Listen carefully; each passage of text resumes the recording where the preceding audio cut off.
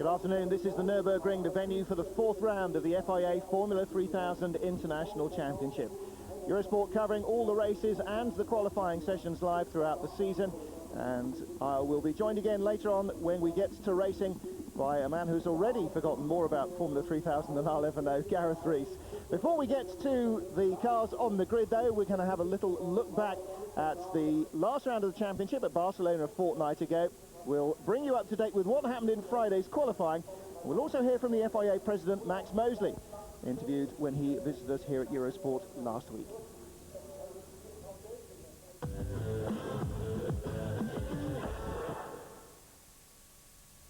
Well, looking back then to round 3 of the championship at Barcelona, enjoying weather conditions that had eluded them at Silverstone and will elude them again this afternoon, I'm sure, at the Nurburgring. The Spanish circuit at least relatively warm and dry. Enrique Bernoldi taking pole position from Brazil's Bruno Junqueira.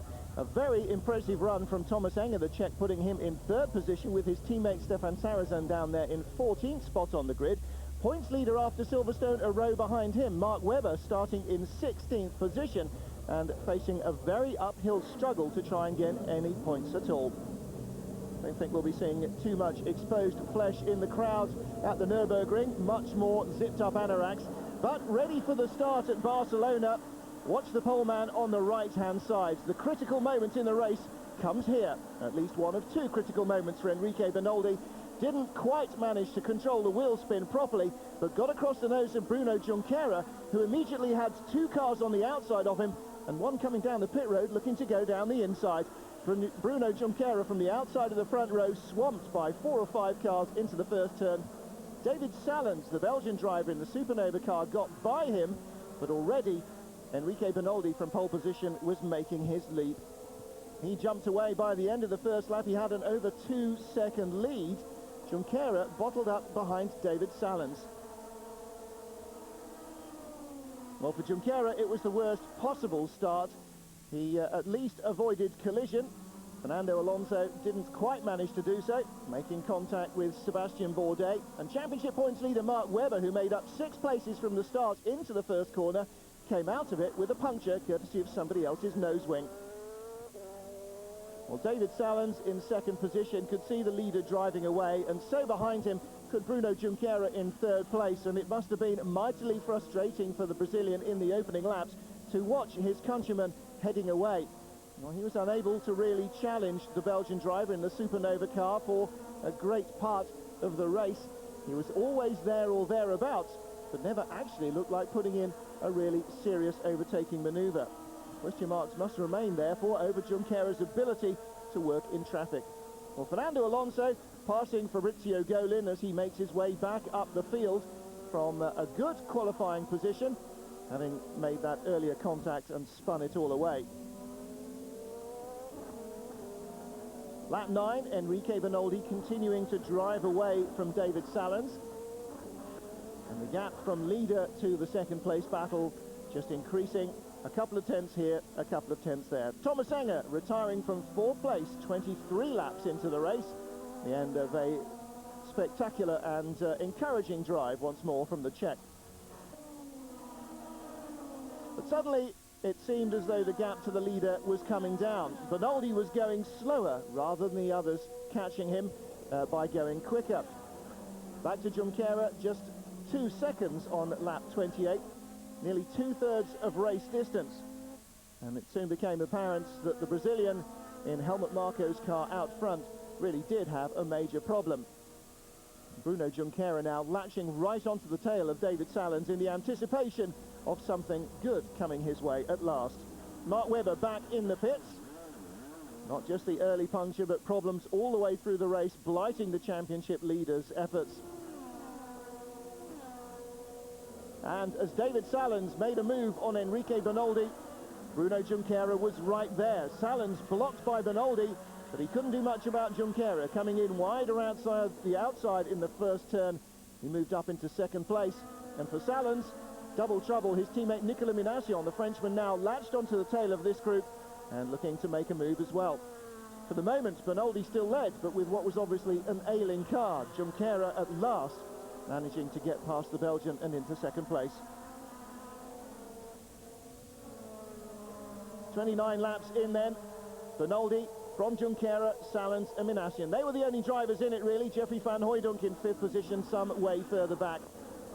And you can see quite clearly the way that Bruno Junqueira was now all over the back of the race leader.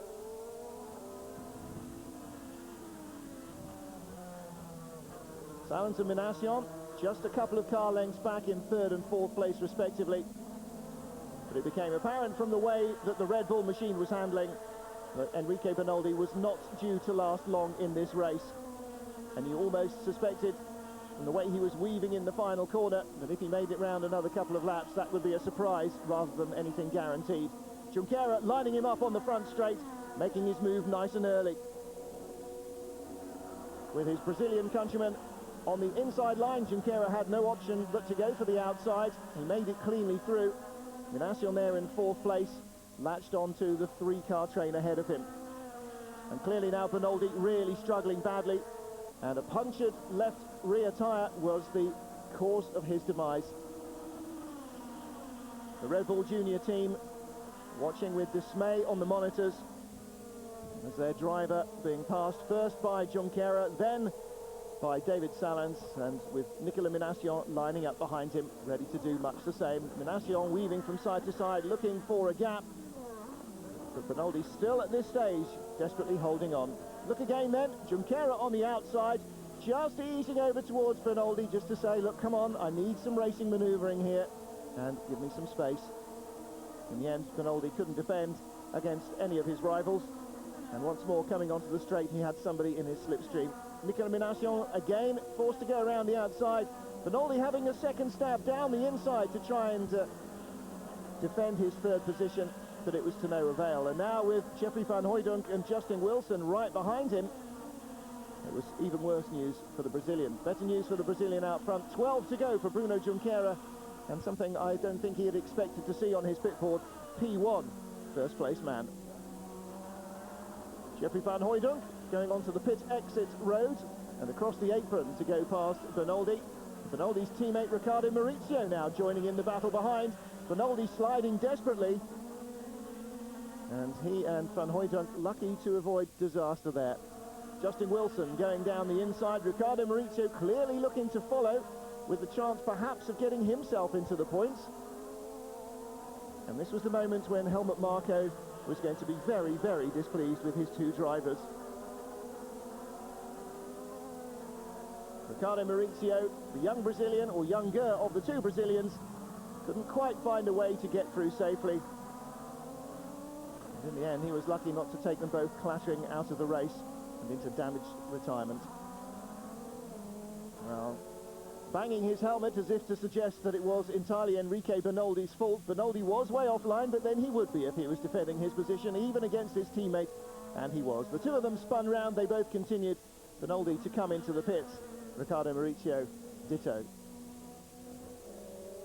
For Junqueira, though, it was the gift that he needed. The runaway race leader had struck a problem, and he had managed to out-fumble the others to get himself out front. And once he had, clearly we could see that he had always been much quicker than David Saelens, driving away from the 2nd and 3rd place Supernova men.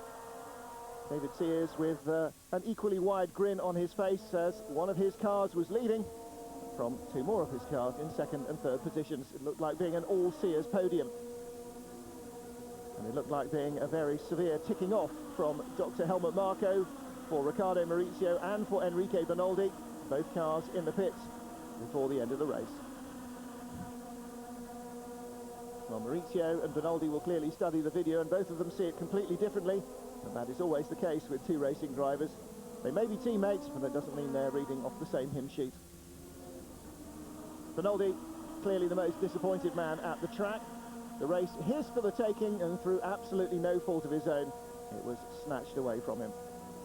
Well, he'll be hoping for better luck, starting here at the Nurburgring in 4th position. Meanwhile, into the closing stages of the race, and 2nd place was still under dispute. David Saelens holding off his teammate Nicolas Minassian and managing to keep the gap fairly consistent as Bruno Junqueira romped away. But Minassian still had hopes of finishing in 2nd position. As they were coming onto the straight, Bruno Junqueira was lining himself up to come off at the other end. Nicolas Minassian much more interested in lining up his teammates. Belgian driver David Saelens been very impressive since his move to the Supernova outfit midway through last season. But Nicolas Minassian, with greater experience of the track and the cars, a very worthy opponent right behind him. Junqueira now running away, and I'm sure hoping against hope that no problems would affect his car, as he had already seen affecting the race leader earlier on. And into the closing stages, and the focus for most people was on the battle for second place. Nicolas Minassian again having to use the outside line. Not such a disadvantage, he is on the racing line. And the driver on the inside may have the better run into the corner under braking, but as David Saelens shows, that means you get to the apex offline too quick and fully locked up. Committed inside, in this case, your teammate. Doesn't give you too many options to fight the corner. Well, Minassian was through. It was undoubtedly a strong move between two teammates, but racing's racing. And at least they avoided the severe ticking off that would have occurred had they managed to take each other out of podium positions. Mark Webber's continuing Spanish nightmare finished just 3 laps short of the end, as he rolled into the pits to retire the Arrows Junior car. A weekend he would be very happy to forget. Final lap for Bruno Junqueira then, in among the back marker traffic, having just lapped Ananda Mikkola. But the thing that he wanted to see most of all, the checkered flag awaiting him with one more lap of the track to go. 5.3 seconds his advantage. Well, even with the slow puncture, he may just have managed to make it to the end, but no such problems for him. Taking his first win of the season, and with 3 races down, 3 different winners.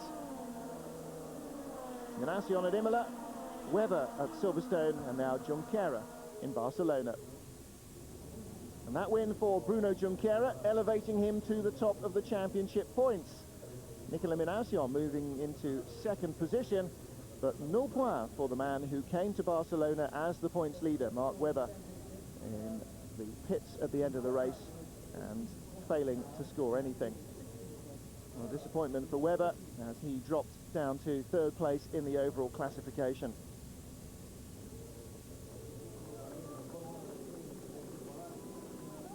Delight, however, for Bruno Junqueira, and he is putting together a very consistent run of finishes in this 2000 season. It's not just the win that's put him on top of the table.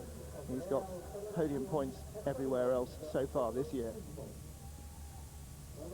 Well, Junqueira, of all of them, has looked a consistent race winner at each of the 3 races so far. He and Minassian both starting relatively well up in the Nurburgring field. Can they do it again? But watch out for the man on the right at the Nurburgring, David Saelens. The Belgian driver seems to be particularly good in wet conditions. And then again, when you race in Belgium, you pretty much have to be. Well, that's how they finished at Barcelona. We had a word with Max Mosley last week and found out what he thinks about the beginning of the F3000 season. I think it's amazingly competitive. I'm just glad I'm not one of the drivers. It must be very, very hard, and such a small amount of time covering the grid. But it shows how many talented drivers that there are out there, some very, very good drivers, and it's going to be interesting to see how it develops. I think it really is a good spectacle. Good spectacle indeed. The big question, though, of course, is how many of these drivers will ever manage to find themselves a seat in the closed shop of Formula One. Bruno Junqueira, having lost out at Williams, now putting his name on top of that pile.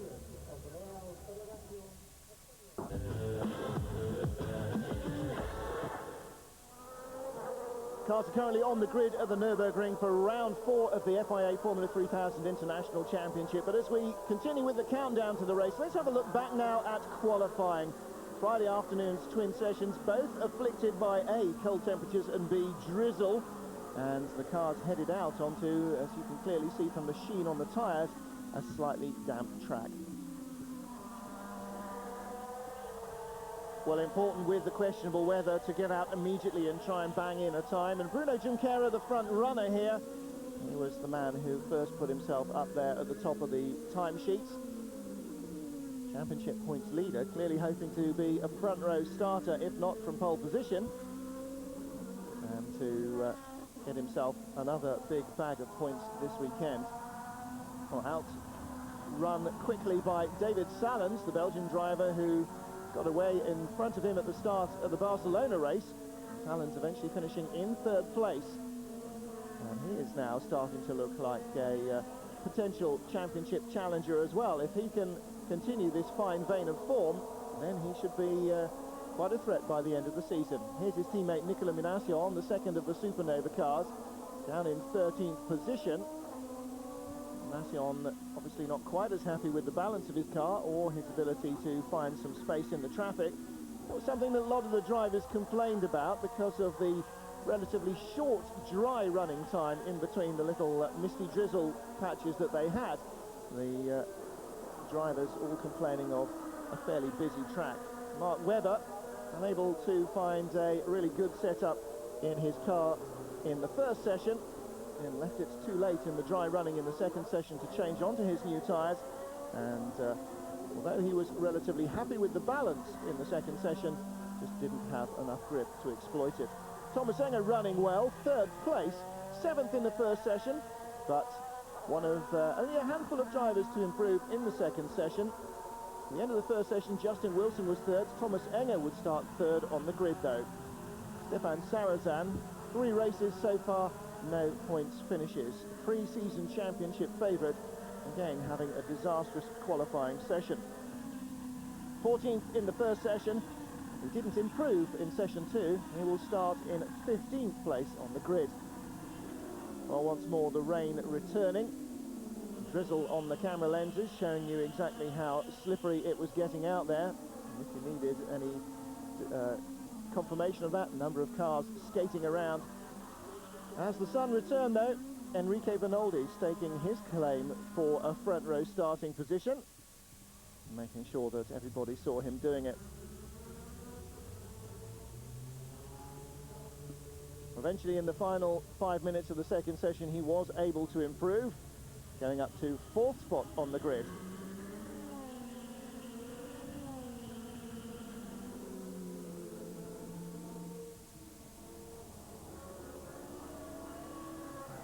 Well, battling with Bruno Junqueira in Barcelona last race was Enrique Bernoldi. Junqueira with 2nd position already guaranteed, trying right to the checkered flag to make that an improvement for pole. And like most other drivers, he was unable really to find that improvement. Incidentally, if you thought it looked cold, wet and miserable, it wasn't actually that cold. The qualifying pole position time a second quicker than it was at this race last year. That, of course, was the final race of the championship, run in, if memory serves, early October. And the ambient temperature is considerably better here, despite the very leaden look to the skies and the frequent little showers. Well, the good news for David Saelens is that no matter what the conditions threw at him, he did manage to hold on to that earlier time for pole position. 1:30.043, the fastest lap, and that was almost exactly a second quicker than last year's pole. So an unofficial lap record for Formula 3000 qualifying for David Saelens. Bruno Junqueira starts alongside him, ahead of Tomas Enge and Enrique Bernoldi. Justin Wilson finally ending up in 5th spot with Franck Montagny alongside. And then Sayala Yari and Fabrice Valfish. That should be an interesting row of the grid. The 4th row, Nicolas Minassian and Kevin McGarity, Jamie Melo, Ricardo Maurizio. Mark Webber down there in 16th position. Darren Manning and Jamie Davis. Jamie Davis in 18th. Qualified 10th last year for the final round of the championship and finished 6th. And unfortunately, Mark Hines failing to qualify for this, his first ever Formula 3000 appearance. Both of those two guys, of course, last-minute replacements. Hines for the ditched Mitsusada in Gabriele Raffanelli's team, and Jamie Davis subbing in at Fortec, a team that he raced in the British Formula 3 Championship for the injured Brazilian. So Jamie Davis will make the race. Mark Hines won't, and we'll be back live at the Nurburgring in just a second. Eurosport live at the Nurburgring for the 4th round of the FIA Formula 3000 Championship. Good afternoon, I'm Martin Haven, alongside me Gareth Rees. And Gareth, ready for what I think may possibly have a chance of being a dry race here. Yeah, the weather looks good, although it's notorious for how fast it changes, the weather there. So although it looks good from where we're sat, I think it could change very quickly, so be prepared for a shower or two. Grid girls in short skirts, but then they're forced to do that even in Arctic Siberian conditions. Everybody else seems to be wearing a fair amount of team clothing, so I think we can gather from that that the temperature is not exactly scorching. Looking here at Jamie Melo, we just had a quick glimpse of his teammate, the man who starts on the outside of the front row of the grid, Bruno Junqueira. The young Brazilian starting, where is he on my grid? 11th position. And, well, he was very impressive at Imola, the first round of the championship. Didn't quite show so well at Silverstone and Barcelona. I think he'll be hoping to bounce back here. Let's have a look then, confirmation of that grid. The Belgian David Saelens starting ahead of Bruno Junqueira. And that's something that Junqueira will hope to avoid, is staring down Saelens' exhausts. He did it for 32 laps at Barcelona and couldn't get by him. I think perhaps for David Saelens, the pole position man, it's really critical now that he gets a good start, because he does know, or at least he has the confidence, that he can keep Bruno Junqueira behind him. And for Saelens to be leading the race and Bruno Junqueira again to be stuck behind him, that will just help to increase his confidence. Looking further down the grid there, British drivers Justin Wilson and Kevin McGarity starting 5th and 10th. Jamie Davis in 18th, Darren Manning in 25th. But the 5th British driver in the line, Mark Hines, I'm afraid, unfortunately unable to qualify for this race. Here we do see Kevin McGarity, the Nordic racing driver, and Kevin Gareth, one of a number of drivers that bizarrely seems to be getting a salary this year, you were saying. Bizarrely. Yeah, so I understand that as of this season, a number of drivers are actually salaried, which for 3,000 hasn't been heard of for quite some time, since the tobacco money was strong back in the early 90s, late 80s. So nice work if you can get it. Nice work if you can. Nicolas Minassian there. We just saw his teammate David Saelens on pole position, receiving some last-minute words of advice from David Sears. And they will have consisted of make your car as wide as humanly possible, I imagine, and don't mess up the start. He's in the unenviable, or perhaps, I don't know, enviable position of having two of his team drivers on the front row of the grid. I guess he'll be looking the other way when they get to the first corner. Yeah, the first corner here is known to cause problems. It's an unfortunate design, and it funnels everyone into a very tight single file. And without fail, there's normally 2 or 3 cars go off on the first corner. So I think that being on the front row, they should be out of that kind of rubbish. But certainly, row 2 or 3 backwards will certainly suffer, I think. Well, row 3 here, Sayela Yari, alongside him Fabrice Valfish, the 2 French drivers. And right behind them, another Frenchman, Nicolas Minassian, who starts 9th. This is Tomas Enge, the Czech driver, the better again of the MySAP.com team qualifiers. There's David Brown, the man in the headset on our right of the car, conferring with the team. They seem to have a bit of a question about secondary starter batteries. That seems to be a little bit of something that the McLaren Junior team shouldn't be worrying about on the grid, but there you go. They seem to be having a bit of a disastrous season so far. Tomas Enge, though, seems to be able to qualify the car well. I was suggesting yesterday in qualifying that's because he brings the neck of it and sort of slides it around no matter what the setup of it is. It does seem that his teammate Stéphane Sarrazin really needs to feel the car working well beneath him to get the best out of it, and at the moment he can't seem to get that. Well, here's Justin Wilson, the British driver who will start in 5th position, the best of the Brits on the grid, and of course Kevin McGarity's Nordic teammate, and they are 5th and 10th spot. Justin Wilson still benefiting from his successful 1998 championship challenge in the Formula Parma Audi series in Great Britain. He raced in Formula 3000 for free last year as a result of that, and Jonathan Palmer still overseeing his racing program, and Justin Wilson saying that having somebody with that experience of the racing world, of Formula 1 and Formula 2 and so on, is still really helping him to deal with the pressure and to work better with the engineers and so on. Well, the engine's being started now, the final countdown to the grid beginning. They've just had the 3-minute board, so clearing the grid, getting ready to go. There is the Belgian, the man who will start from pole position, and the first task, I guess, is to make sure you don't stall at the beginning of the warm-up lap. Yeah, it certainly helps. I've been there and done that. It's not a pleasant feeling. Well, even the greatest have managed to do, well, I'm not sure that Fangio ever did that, but we've seen Michael Schumacher do it, certainly. Modern cars, notoriously difficult to get away from the line. You have to balance being able to move away with preserving the clutch for the start that really matters. And there's not very much of a clutch these days in a racing car. It's a bit of weight that you only use once or twice, and as a result, It's a fairly flimsy bit of weight. And away they go. And this 4.5-kilometre Nurburgring circuit awaits them. Of course, a very famous name, the Nurburgring. This, compared to the old circuits, much more modern, safe, and bland and featureless, as critics would say. But, Gareth, I don't think that any of these drivers would seriously argue that a Formula 3000 race should be held on the old Nordschleife. No, I don't think so. I mean, I've been around the old circuit in a road car, and it's a terrifying place. How on earth they ever race around there, I don't know. Must be a hell of an experience. But yeah, I mean, this modern circuit is not overly popular with the drivers. It's a little bit clinical, a little bit characterless. And what character there was and what flow there was destroyed by the slow chicane at the end of the lap. When they brought that in about 2 seasons back, it ruined what attraction there was left in driving the circuit. So it's sort of first gear and very fiddly and not good for the smoothness of a lap. A lot of second and third gear stuff here, but that is very much the case in many modern racing circuits. An awful lot of racing circuits, not this one particularly, but an awful lot of them were laid out in the 50s and 60s when Grand Prix cars had all of 150, nearly 200 horsepower, and as a result, modern cars with, well, not quite 10 times that, but certainly 10 years ago, 10 times that horsepower, do tend to find them a bit fiddly. Interesting to see dots of water on the camera lens. Let's hope that isn't just a lazy cameraman who hasn't shammied over his lens from the qualifying from the Formula 1 earlier on. But again, on the helicam, you can see little spits and spots of rain, so still moisture in the air, and the prospect possibly of a pit stop race. Now, we saw that 2 years ago in torrential rain at Oschersleben in Germany at the first round of the 98 championship.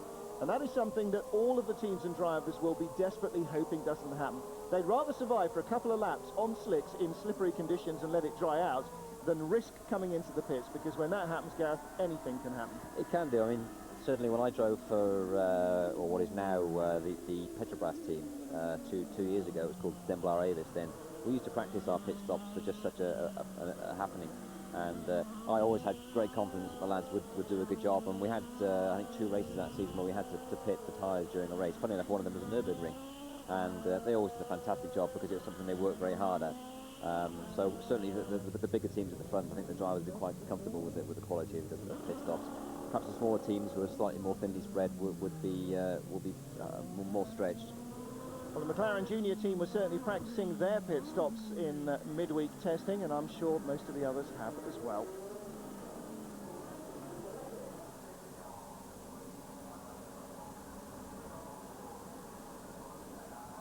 Eurosport live at the Nurburgring for the 4th round of the FIA Formula 3000 Championship. The cars coming onto the grid, led by Belgian driver David Saelens. Alongside him, Bruno Junqueira, Tomas Enge and Enrique Bernoldi on the 2nd row of the grid. Justin Wilson and Franck Montagny starting 5th and 6th. Nicolas Minassian, 2nd in the championship, starts in 9th. Mark Webber down in 16th place, the man who won round 2 at Silverstone.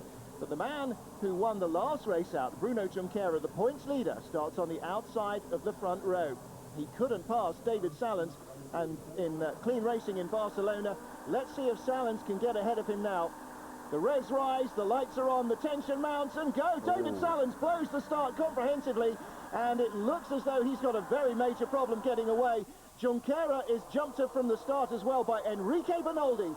The man who led in Barcelona leads now, and Tomas Enge looking down the outside, then the inside of Junqueira, and it is slippery. Look at that, 3-4 cars go off without oh, now there's contact. Oh, dear. Fernando Alonso, one of them that goes off there. That'll be Riccardo Mauricio underneath him. It looks as though the second Nordic car, or was it even Justin Wilson, may have gone off there. But 2 or 3 of the cars that ran out of traction into the first corner, coming back across the track. And as a result, the huge Nurburgring first corner car park once more open for occupation. Enrique Bernoldi leads, Bruno Junqueira in 2nd place. 3rd place, Franck Montagny from 6th on the grid in the Dams car, I'm sure that is.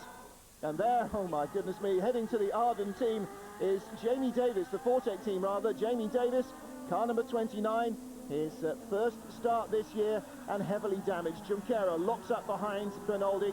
4th place is Tomas Enge, and there I'm sure are going to be red flags. Well, the safety car is out. It's the option red flag or safety car. If they red flag it now on the first lap before it's completed, they will have a brand new restart. They're going to scramble the Formula 1 safety car. They seem to be sending out a minibus instead, but I'm sure It will. Probably a minibus to take everybody back to the pit. Well, there, no damage for Riccardo Maurizio. The little worrying sight of Fernando Alonso parked on top of his head wasn't quite on his head. But yellow flags out around the circuit, and drivers should bring themselves back under control. There is Alonso stalking away. A little bit of a limp there. The number 4 machine of David Saelens. No, surely not. Yes, I think it is David Saelens in the gravel there. And he was the man, of course, who failed to get away from pole position. Well, Gareth, I don't think that really triggered off the incident. It just looked like it was too wet. Well, I mean, it was probably slightly damp offline, which some of the drivers didn't take into account, but it's just a traditional Nurburgring start. You always see 1 or 2 guys arrive at the corner too quick and just can't get turned in. And, you know, when they do that, they come back on the track and collect a couple of cars going past. It always happens, and it's just a byproduct of the design of the circuit. Well, I have to say, I haven't studied my Formula 3000 rulebook. I'm not quite sure what the deal is here. Jeffrey van Hooydonk's car is out of action, as you could see there. Well, while the safety car is out, we may try and get one of our commercial breaks in, but replay from the back of the grid of the start doesn't show us much. This shows us David Saelens either not being very optimistic or having a clutch problem. No, I think he didn't get enough revs. You can see the back wheels weren't spinning at all, so I think he just let it bog down. Very hard indeed to recover. In slow motion, it looks like he's got all the time in the world, but Saelens in the middle of that there. He runs a little wide, and it's down on the inside as well. Fernando Alonso. Look at the yellow car in the middle of the picture, as I think... Yeah, well, he picks up... I was going to say he probably got hit by one of the spinning cars, but in fact he didn't. And that in the middle of the grass there, the D2 car of David Saelens running out of road. Saelens goes off into the gravel here, so too does Minassian. So too both the Nordic cars, Derek Mower. Oh no, and there's the Fortec machine. Oh really, it's just far too many cars going in far too many directions, and that's a complete lottery. Once that happens, you may as well close your eyes and just point it in any direction, Gareth. You're never going to predict what happens. No, a very traditional Nürburgring start there, I have to say. Well, an awful lot of damaged cars then, and we may well see a severely depleted grid when we go for restart. We're going to throw in a quick commercial break. Don't go away. I'm sure there'll be more action in just a moment. Welcome back to the Nürburgring Eurosport Live for the 4th round of the FIA Formula 3000 Championship. We're under safety car control, no overtaking, while the carnage at the first corner is cleared away. Gareth, at least the gravel chaps partially did their job. They slowed down most of the cars. Riccardo Maurizio, one of many, having to run back to the pits, but unlike Formula 1, there's no spare car to run back to, just a telling off from the boss. Yeah, exactly. I mean, you know, with the budgets in F1 and 3000 are slightly different, so whereas in F1 they can afford to have spare cars and spare crews, in 3000 there's no such luxury. So not only can they not afford them, they're just simply not allowed to have them as part of the drive to keep the costs down. Well, here's the race order then. Bernoldi from Junqueira, Montagny, Enge, Melo and Couto. They all seem to avoid the carnage. Behind them, Stéphane Sarrazin. Well, God's smiling on him from wherever he was, 14th on the 15th on the grid, up to 7th place already. Sébastien Bourdais, Darren Manning, Justin Wilson, Fabrizio Golin, Andrea Piccini. Looking to see where Mark Webber has got to, if he's managed to survive that. Don't forget, he was 3rd in points coming in here. Nicolas Minassian already out. Oh dear, Mark Webber already, well, below 18th position if he's running at all. Andreas Schelt up to 16th spot. And that has really shuffled up the midfield order in no uncertain terms. What it also seems to have done is spread out the field, even though they are running behind the safety car. Nobody seems to be closing up very much, and that will, of course, play into the hands of the leaders, because when they get to restart, Bernoldi and Junqueira will be battling with each other, but the rest of them should be absolutely nailed onto their tails. There should be nothing between them. The problem, of course, with not having too many restarts in European racing is that not too many people are used to it. We're seeing again the getaway at the start. About 5th car down there, trying to make up for his bad start, David Saelens. He's the first man to go on. It's a bit of a race to the gravel between him and Justin Wilson, the red car at the bottom of the picture. But watch, coming from extreme right here, one of the Fortec machines, seeing that there is going to be trouble ahead, just decides to completely straight line the gravel tracks. Jamie Davis, he must have had that plan in mind originally, I think. Justin Wilson goes around the outside, but now look for Jamie Davis at the top of the picture. Oh, it's going to be carnage. I'll just go straight on. It obviously works on his Grand Prix 2 simulator, so he decided to try it here. I think it's Darren. It may have been Darren Manning. It may well have been, actually. And there is Fernando Alonso taking a ride into the gravel on the top of Riccardo Mauricio's car. Both of them are out of it. I reckon some 8 cars probably we lost in that. David Saelens certainly, Fabrice Valfish and Riccardo Mauricio we definitely saw out of it there. We saw Jamie Davis' car very badly damaged with the bodywork hanging off. He may well have gone back to the Fortec pit, so question mark hanging over the man who claimed a point here at the end of last year's race. Who else? We've got Bernoldi, Enge, Junqueira. We've still got Justin Wilson somewhere. Franck Montagny, we've got Soyala Yari, we've definitely lost. Nicolas Minassian we saw sitting on the barriers, so we've lost him. Jamie Malo's in the running. We're already down to 10th and 11th spot on the grid. Kevin McGarity from 10th position. Is he still in the running? I didn't spot his name on the list as we went through it. But do bear with us, we're having to write these down with a pen and pencil. Timing and scoring back to the traditional way of doing it, I'm afraid. Justin Wilson there in 10th place. Well, right behind Darren Manning, so it may well have been right spotting there. Darren Manning going across the gravel traps. And Darren Manning starting, where did he come from on the grid? From 25th place to 9th. So there you are, that is now the official Manning first corner overtaking route at the Nurburgring. And he made up 16 spots in doing it. That's quite impressive. He does nothing else for the whole weekend. I think he deserves a gold medal for that at least. Well, in terms of what you do behind a safety car, Gareth, what do you do behind a safety car? Just try and keep the tyres as hot as possible. You can see some of the drivers there weaving around to try and keep the tyres hot. What you don't want to happen is say this takes 4 or 5 laps to clear it, which you probably will, there's a lot of cars. The tyre temperature will drop, and then once you come to restart the race, once the pace car goes off, then your tyres are cold and you don't have the grip you need. So the key is to make sure that the tyres and the brakes stay nice and hot, so that once the racing starts again, you're ready to get on it. Now, with the old days of steel brakes and asbestos pads, temperature in the brakes was actually a problem, but with carbon-carbon combinations, you have to have full temperature before the brakes will work. Well, the safety car is off the track, we're ready to go green, let's go racing again.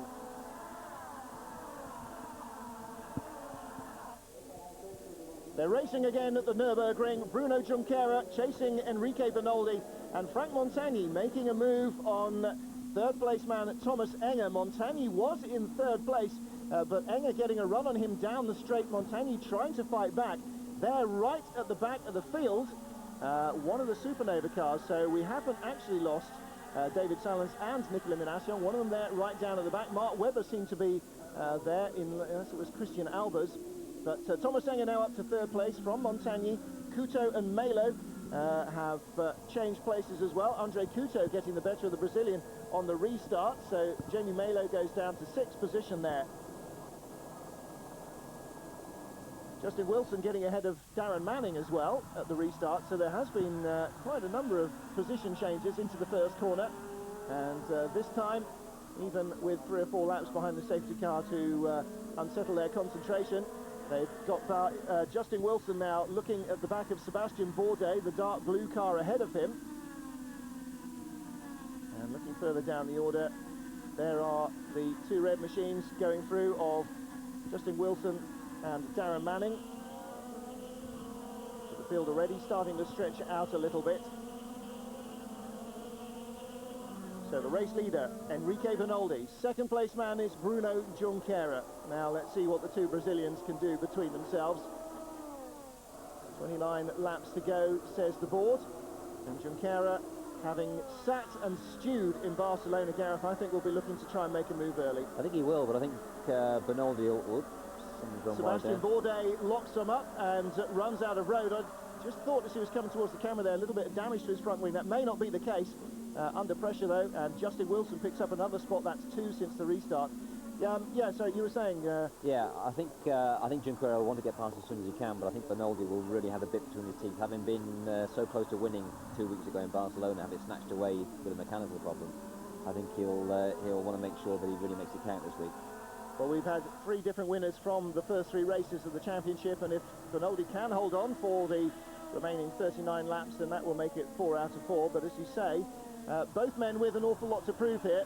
Junqueira really wants to take full advantage now, not only of how badly his main championship rivals qualified, but the fact that potentially both of them may be out of a point-scoring situation no matter what else happens in the race. And this is really a situation that a championship contender must seize.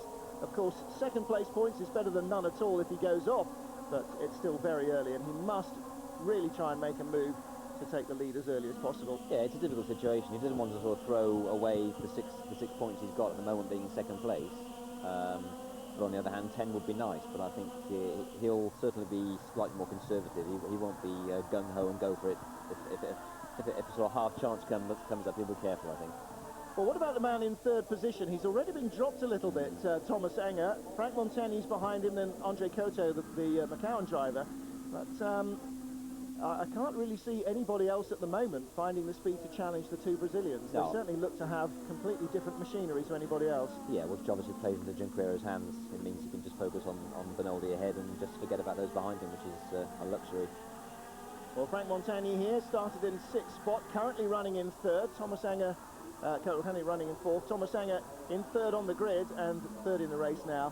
And in sixth position, Jamie Malo. Looks to be a little bit of a queue building up behind him.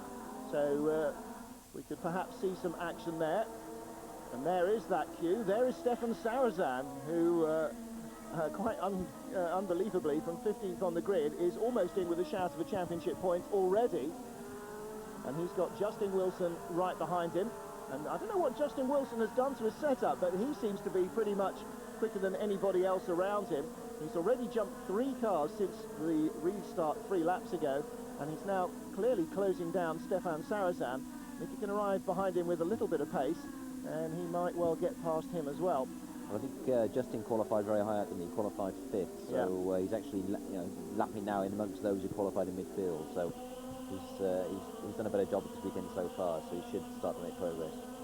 Mark Webber going through, camera shot there. I'm sure that was him rather than Christian Albers in the Arrows car.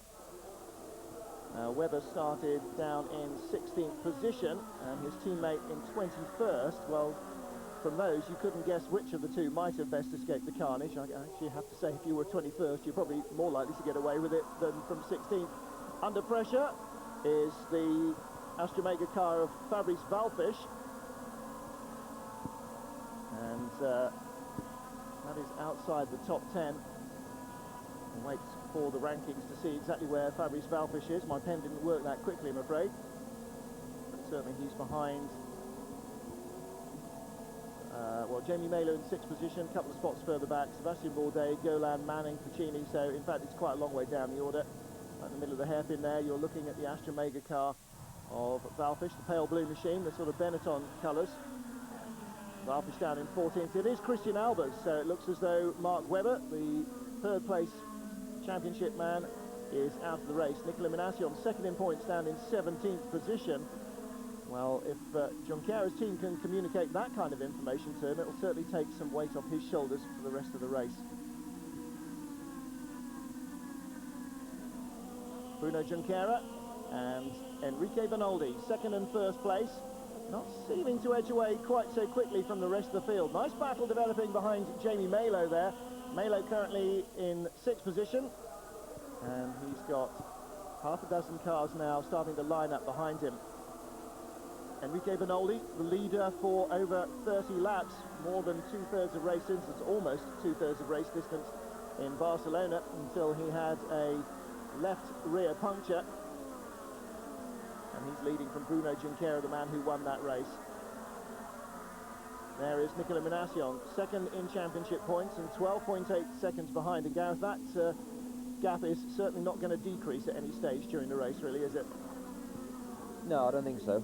I think Junqueira is looking... whoops. Well, the Kid Jensen Racing driver, Jeffrey Van Hooydonk, spins, and Nicolas Minassian on the dirt, trying to go around the outside of Bas Leinders, rather, not Jeffrey Van Hooydonk, another of the Belgians. Nicolas Minassian there, parked as well. Shakes his head, there's nothing he could do. He had to choose to go to the inside or the outside. He didn't have enough time to get to the inside, ran to the outside. Left rear wheel, right rear wheel askew, I think so. Just the tiniest contact as he went past. I thought maybe just from the wet grass and mud he might have spun it under power, but let's have a look here from the helicam again. Kid Jensen Racing car, the third of the cars here. Let's look for the contact. as he just touches him. That's really unfortunate for Nicolas Minassian, and really unfortunate for him to be caught up so badly in the opening lap on Bourdais as well. But the Frenchman, well, he will have a fairly disappointing tromp back to the pits, I think. Strange spin, actually. Was not a place that I would normally expect a car to spin. So 2 more out of the race. And Minassian will have a long wall back. That's about as far away as you can get, really. And he's on the outside of the circuit, so he'll have to talk his way back over the bridge. Tractors again removing cars, so yellow flags there, and the leaders arriving. See the yellow flags waving at the marshal's post. So fastest lap of the race so far for Enrique Bernoldi. The man out front doesn't tell you what kind of speed Bruno Junqueira is capable of. Oh dear, here we go again. Oh, this is going to start possibly now turning into a bit of a long afternoon for us all, isn't it? That's a shame for Bernoldi, because he was obviously just starting to eke away a little bit there. So now it's all over. He's got to do it all again. Yeah, Gareth just pointing at our monitor here to show that the gap was opening up.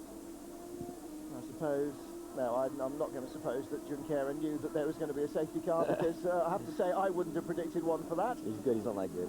No. So there's your top half dozen then, all those men in point-scoring position. Stéphane Sarrazin still ahead of Justin Wilson, 7th and 8th, Sébastien Bourdais, Fabrizio Golin, and the rest of them all following Jamie Malo in 6th spot. But it's Enrique Bernoldi that leads the race from Bruno Junqueira, and once more we're under safety car conditions at the Nurburgring. Join us for more in a moment. Eurosport back live at the Nurburgring. They're going green again. The safety car has pulled off the circuit, and once more Enrique Bernoldi will try and jump away from Bruno Junqueira at the lead of this race. Once more Justin Wilson looking for position at the restart. Let's see them come down towards us. Look for a red nose. Justin Wilson trying to dive out down the inside of Stéphane Sarrazin. Has he got him? Yes, he has. Justin Wilson, well, now restarting from behind a safety car and starting behind a safety car, a big feature of the Palmer Audi races. He obviously hasn't forgotten the tricks he learnt there. Good restarting. Good move, very good move. Yeah, brave, kept it in there when Sarrazin tried to shut the door, pulled it off very well. Darren Manning in the other red and white car in the middle of that group there. Justin Wilson now up to 7th place, but again Enrique Bernoldi, we were just mentioning as the safety car came out, had just put in the fastest lap of the race, starting to ease out a little advantage over Bruno Junqueira. That all goes again, and that must start to do things to your head, going, oh, come on, what do I have to do? Do you think he's still calm enough at this stage? Yeah, I'm sure he is. I would say so, certainly. I mean, he'll know that he's done a good lap. I mean, you get your lap readout on the dashboard each time you pass the start-finish line. He'll know it was a good lap. He'll have seen that he was starting to put away. So he'll be comfortable he can do it again, I'm sure. Stéphane Sarrazin now with Sébastien Bourdais behind him, and I think he's going to start becoming the stopper in the bottle. Certainly Justin Wilson has already jumped away from him in half a lap. There's Darren Manning, and behind him Andrea Piccini, who's got past Fabrizio Golin. Oh, crikey. Vidal chicane arrived rather quicker than Justin Wilson expected there, I think. I don't know quite why he thought it had moved, but he obviously has. Very easy to get that wrong, actually, that chicane. It comes up very quickly, and it's very tight, and it's like going through the eye of a needle. You've got to get it just right, otherwise it's a disaster. It's a major braking effort as well. 255 kilometres an hour they're doing, which is just 160 miles an hour, a shade under, and they drop down to 85 kilometres an hour, which is 50, 40, 48, 49 miles an hour. So, yeah, you miss your braking by a fraction of a second there, and that's a few yards, isn't it? For the line, you have to have a very precise line, because the curbs are so bad. If you don't use enough curbs, you'll be slow. If you use too much curbs, it just bangs the car around too much and it throws you off. And there's only a very narrow line. You've got to be just on that to be quick. Well, that will have held him up a fraction or so, but again, Enrique Bernoldi opening up the reckoning between himself and the second place man Bruno Junqueira. Once more fastest lap of the race. Time's starting to come down a little bit now as the fuel load lightens, but I'm sure they will continue to get quicker as long as, Gareth, all these shadows that we see drifting across the circuit don't produce anything more than just a little bit of darkening. It's certainly got duller than it was at the start of the race, and like I said before, this place is notorious for the speed the bad weather comes in and then goes again. So I don't think we can rule out rain by any means.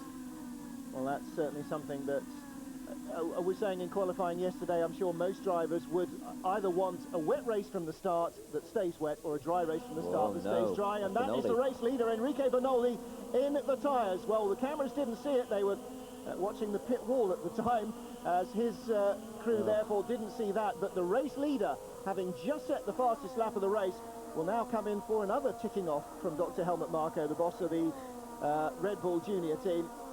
Oh dear, well, Enrique Bernoldi, let's see if we can pick up what happened. It's at our infamous Vidal chicane, broken left rear suspension. Well, now, we were surmising in the break, possibly, that Bas Leinders might have had a small failure in his car that caused his spin that took out Nicolas Minassian, courtesy of maybe a rub in the first couple of corners. Didn't see anything, though, surrounding Enrique Bernoldi in the run through the first corner, but that's not to say that he didn't have a little touch from somebody. Well, there's that possibility, but also, like I said, those curbs are very big, very heavy curves at that tight chicane before the last corner. And if you're, I mean, sometimes over a course of a weekend, if you're clumping the curves harder than some other drivers, it will take its toll. I mean, the mechanics can do their job and do a visual check, but they haven't got the ability at the circuit to do an X-ray check, not until they get back to the workshop. And if something has cracked during qualifying and it hasn't been picked up, then it can quite easily fail during the race, and that's where it happened. Over the curve it went. So I wouldn't be surprised if it was a failure thanks to banging the curves too hard. Well, the boss shaking his head there, and I'm sure that Enrique Bernoldi will be shaking his as well. And as you say, they won't know for certain. They'll have a look at the replay and they'll know what happened, but they won't know for certain until they can X-ray test the parts that are remaining on the car and have a look at the damaged componentry. Normally that will tell the mechanics pretty much how it broke. But whatever the result is, that Bruno Junqueira, for the second race in a row, has been gifted the lead as Enrique Bernoldi's car has broken. And Junqueira with Tomas Enge now in second place. Andre Couto, though, in third place. Jamie Malo up to fourth ahead of Franck Montagny, and Justin Wilson in sixth position, and that is going to be a good little battle. I didn't see a safety car out or yellow flags out, but it looks as though they've tried to restart, and again, spots of water on the camera lens. Yeah. Into the pits, 29, Jamie Davis. Well, we saw him coming in with flapping bodywork. He's going for wet tyres. I haven't seen far enough down the order to see, but I would imagine that he would be a lap down at this stage, courtesy of that flapping bodywork at the end of the first lap. But somebody is going to come to grief fairly soon if it is going to get slippery. Franck Montagny desperately battling off Justin Wilson at the moment. And again, that camera showing spots of water. Nothing heavy in the air, so no downpour yet, but that's going to make things very difficult indeed. Sarrazin from Bourdais, 1 and 10. The McLaren and Frost Junior cars, they're squabbling amongst themselves. Well, this opens up an entirely new can of worms. More water on the camera lens, and this big and fairly closely packed field here. I tell you what, if one of these guys goes off in 6th or 7th position, there's going to be another major shot. Look, they are all nose to tail, right down to Valfish there. There was a flag being shown just now that indicates that there was a slippery surface. Yeah. And whether it's oil or whether it's the rain, and the marshals are waving a flag to warn the drivers. No kidding. It is looking as though we may get a sprinkling of rain, as we have in both qualifying sessions, any minute.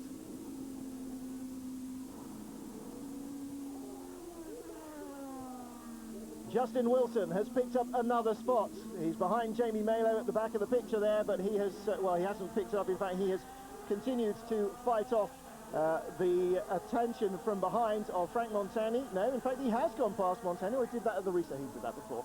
So Justin Wilson in 5th position, getting overexcited there. Montagny launched another assault on him, but Gareth, very clear indication that it is drizzling, because the cars are really starting to move around on the road now. Yeah, it's very difficult to know what to do as a driver now. I mean, you're partly reliant on your team to keep you informed, but whether to come in and put wets on, or what point to come in and put wets on, whether to stick it out on slicks and hope it's just a passing shower, it's very difficult. I mean, quite often whatever you do is the wrong thing, so it's very, very difficult. I don't envy them at all. Bruno Junqueira, the race leader. That was his teammate Jamie Malo in 4th place, ahead of Wilson and Montagny. Sarrazin just outside of the points from Bourdais, Golin, Manning, Piccini. And again, those red and yellow striped flags, that's not the Catalan crowd, as you would see at the Barcelona track. That is a slippery surface flag. And, well, I don't think the drivers will need any telling now. No. The marshals obviously doing their job to try and keep everybody informed, but it does look as though we've got some misting rain drifting across the circuit. Certainly, it's got very grey looking, and it is particularly wet there at the Vidal, isn't it? Yes, yes. The problem is you're in first gear there, and you come out and nail the throttle in first gear. There's so many revs, and John slicks in the wet. It's quite a handful. Just in that little group there, I thought we were going to see the Kid Jensen racing car of Andrea Piccini come into the pits. He drifted out over the white strip that separates the racetrack from the pits. And you can see the tracks being left there in the pit lane by Fabrizio Golin. Now, he is the first of the drivers in any kind of contention to come in for a tyre change. And everybody now will be having the stopwatch on him. They're going to have to wait another 2 laps, though, to get a decent running first lap on wet weather tyres to see whether it's worth calling their drivers in. But right now, everybody has just got to desperately try and keep the car on the road and hope that this stuff goes away. Yeah, certainly the guys at the front will not be happy with the situation. The top 10 will be disappointed. Anyone outside the top 10 will be quite pleased because it throws another variable in for them and gives them a sort of window opportunity to capitalise on. Now, the man in the top half dozen, or I will give you 2 men in the top half dozen who I think might profit from this if it just stays slippery. One is Thomas Enge, who rally crosses his car around everywhere anyway. And 2 is Justin Wilson, because he seems to be very happy with the car that moves around as well. Sébastien Bourdais passes Franck Montagny. Whoops. One Frenchman by another, and there goes Justin Wilson sliding off. Oh! And slammed into by Franck Montagny. Well, there you are. I was just saying that I thought Justin Wilson would do good things here because the Palmer Audi cars do move around a lot, and that's something he is comfortable with. But I'm afraid he obviously got too out of shape. Montagny couldn't avoid him as Wilson tried to sort out the tail flick. I have to say it looked avoidable. It didn't seem to be rolling back in front of him. He was... I didn't say it wasn't avoidable, I said he couldn't avoid him. I thought he could have done. Montagny taking a good bounce there as he hit the back of Wilson's car, and clearly the pedal box moving there or jarring his ankles. But now the close-up shot there on that Jeep shows it really is raining properly, and we're certainly going to see the safety car out again. Let's see. Justin Wilson looks to be okay. I can't imagine how he is, because he is almost crippled trying to squeeze into the car in the first place. I mean, you can see all the elbow and knee pads and everything he's got. Let's have a look here. Yeah. Well, there was a gap, but maybe he thought Wilson was going to move, or was moving a little quicker. Debris there that the 3 cars behind them are running over, and of course a lot of this is carbon fibre, and that will possibly shred tyres. So, well, talk us through this. Justin just on too much power, I think, really, and yeah.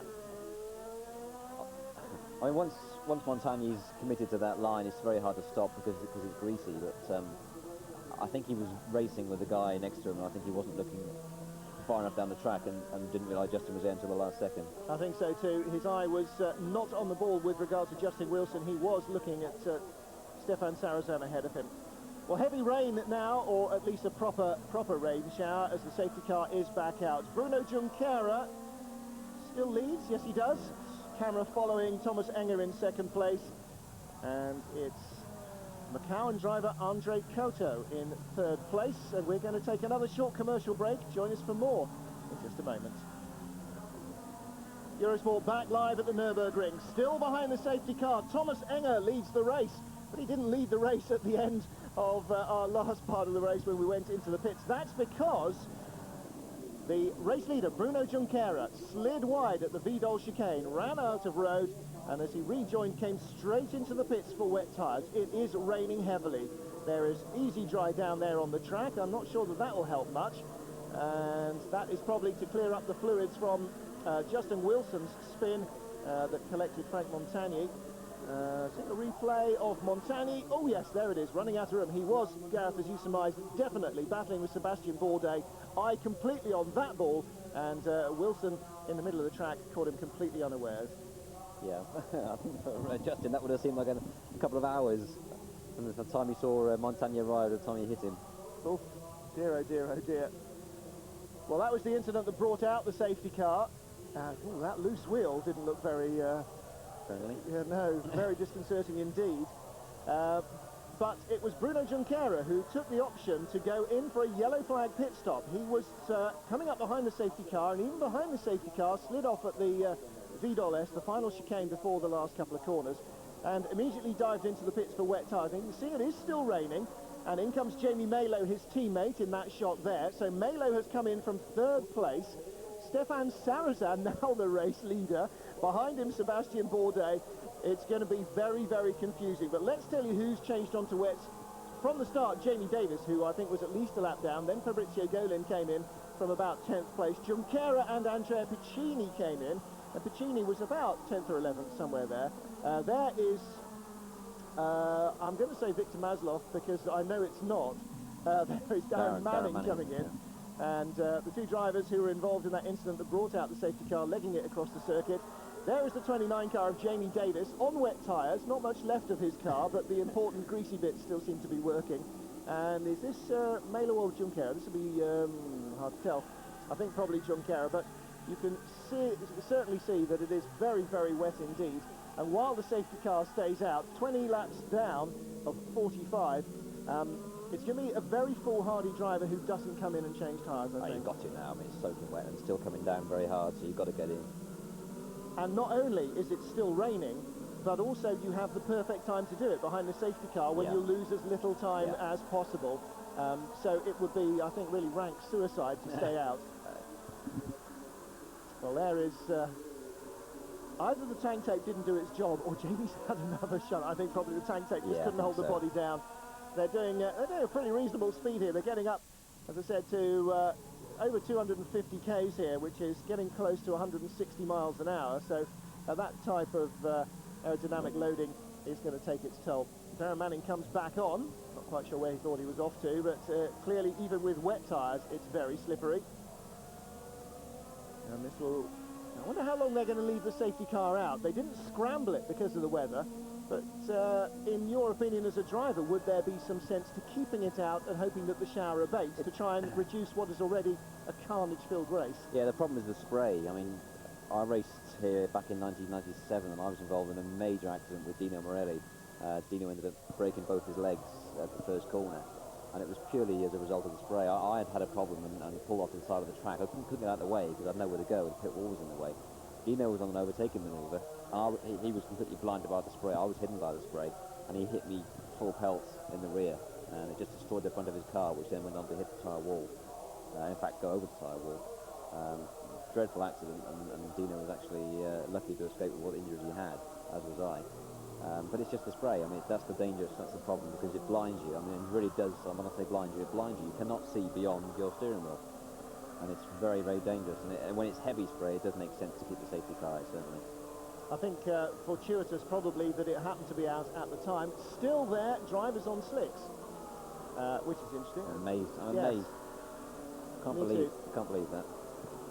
Well, now that the safety car is out, I suppose there is a degree perhaps of thinking, well, I am the race leader, or second or third, and the safety car is out, so nobody can overtake me. So all I've got to do is teeter around as slow as I possibly can, and even if he goes around at 30 miles an hour, he's still the race leader. Yeah, I guess they're gambling that it's a shower, and that if the pace car is out long enough, that after it goes away and the shower goes, it'll dry within 2 or 3 laps, and you're then back in command because you're on slicks on a drying circuit. Yeah. It's very difficult to know exactly what to do, but certainly I would have pitted by now and put wets on, I have to say. Well, Stéphane Sarrazin may be getting the call. David Brown there chatting to the crew as he goes back to the pit wall. The MySAP.com junior team, the McLaren junior operation.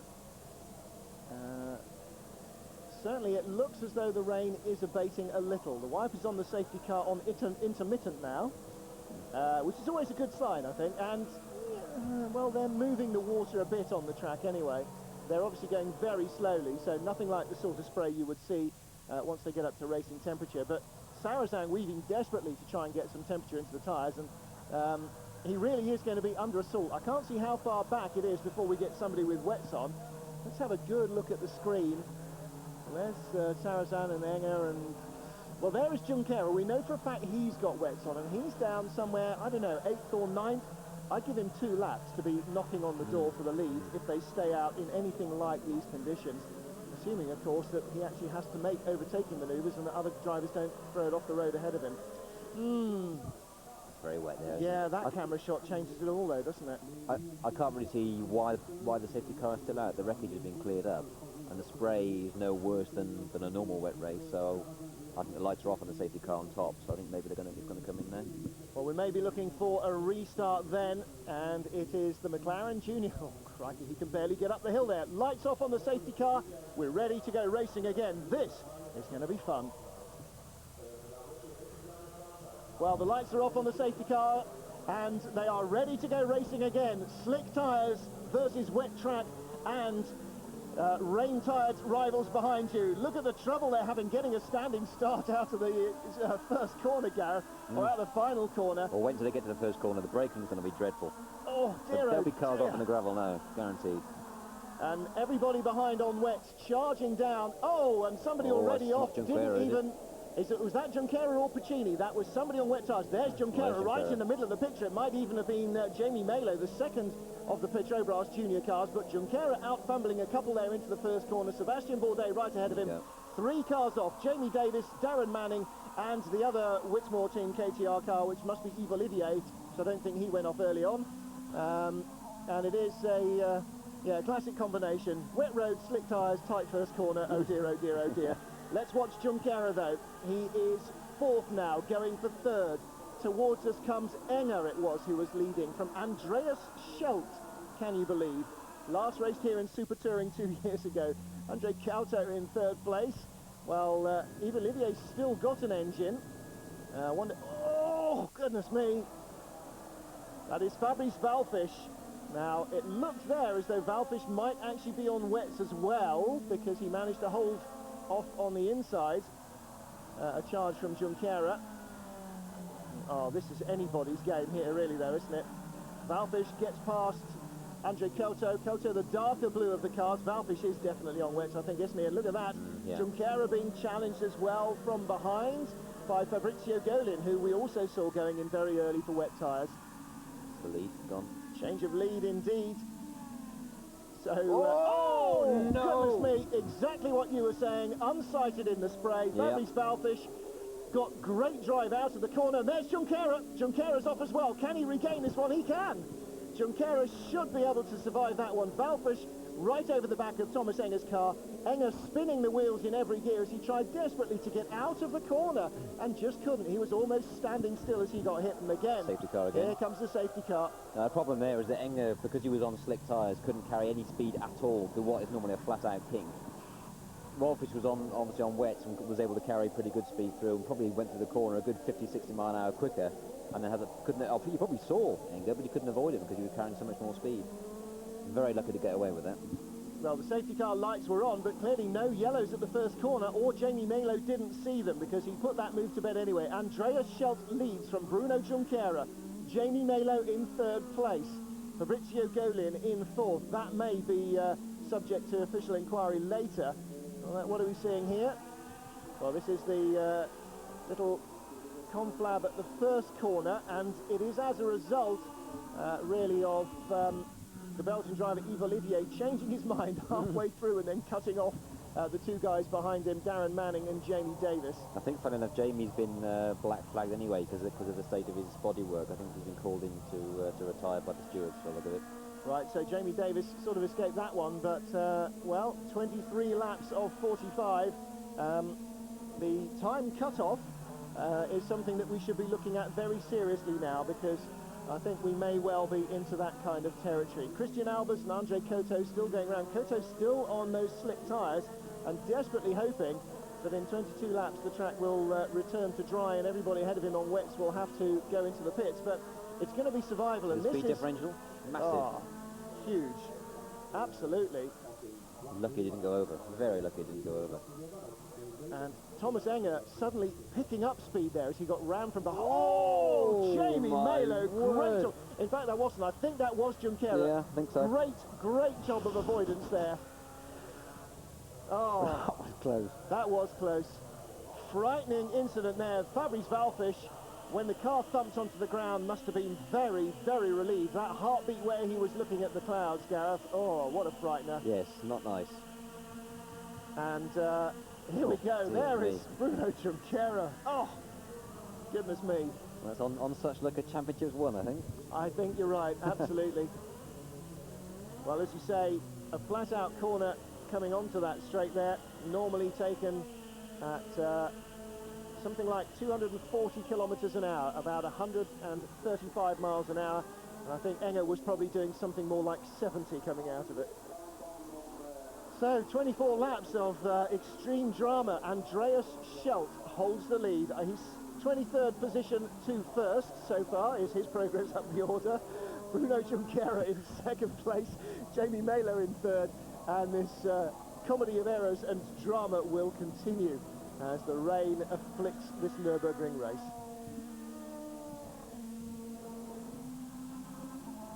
Gareth Rees, Andreas Schelt leading the race from 23rd place and still scrabbling around on his slick tyres. This battle for third place continues. Jamie Malo behind now as he goes down into fourth place behind Fabrizio Golin. Yellow flags at some of the marshals' posts, if not all of them. I wonder exactly what's going on. So these two... It seems a bit confused, isn't it, really? We saw yellow lights on the safety car, but it never actually left the pit lane. So I think this is still a race, and it's still a genuine battle. But I wonder how Andreas Schelt is leading on slicks from Bruno Junqueira on wets. Maybe that phenomenal spin across the curves has actually damaged Junqueira's car, because certainly doesn't seem to be much between these two in terms of slowing down for yellow flags. No. I mean, I'm presuming Schelt is on slicks, but he's doing a fantastic job because it's very wet. By rights, he shouldn't be out where he is. Well, we certainly didn't see everybody coming for wet tyres. We didn't see him definitely in the pits, but we know Bruno Junqueira did, we know Jamie Malo did, we know Fabrizio Golin did. And it is still very tippy-toes, though. It is brightening up. That's the good news here, that the cloud cover is starting to clear a little bit, and there is some sunshine, so hopefully the rain has stopped.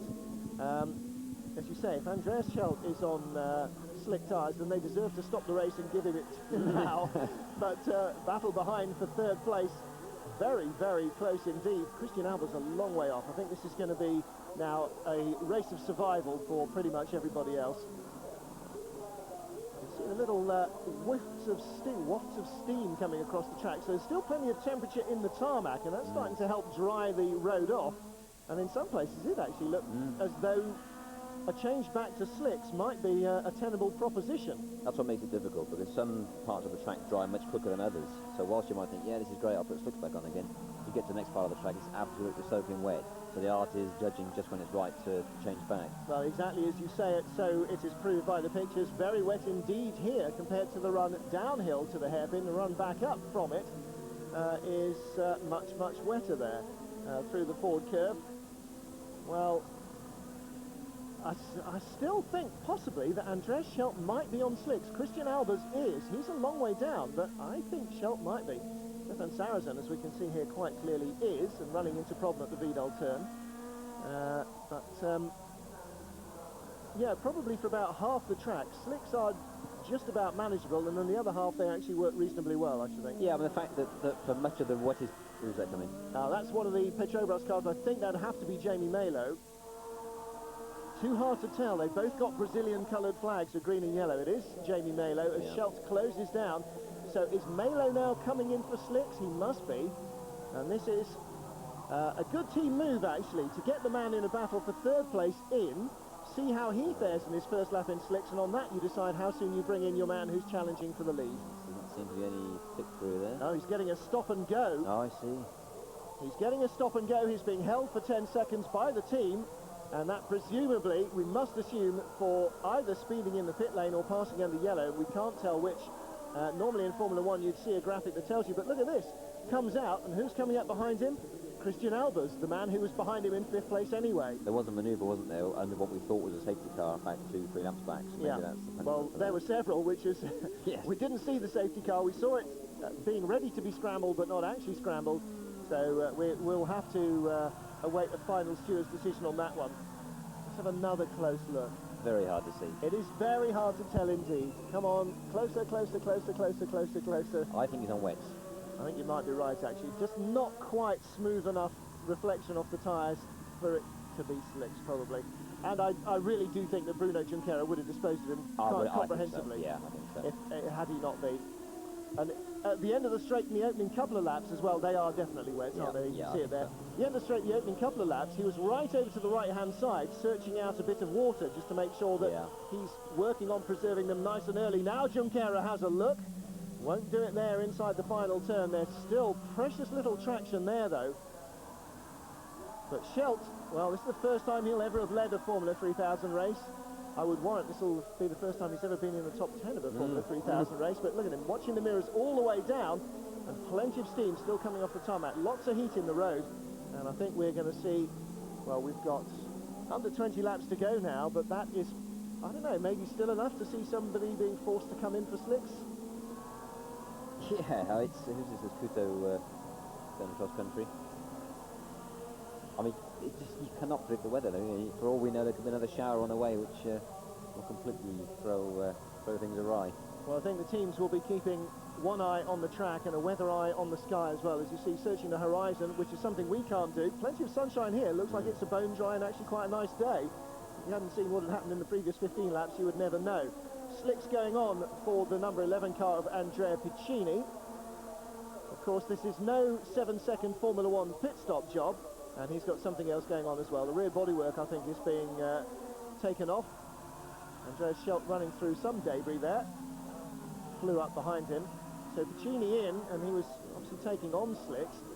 Sliding around here, and I think fairly soon the teams are going to have to decide to bring their drivers in, unless they can see something that we can't. Over the long shot there, it looks as though the weather is nice and clear, but whether that's coming towards or going away from the Nurburgring, I'm afraid from that shot it's impossible to tell.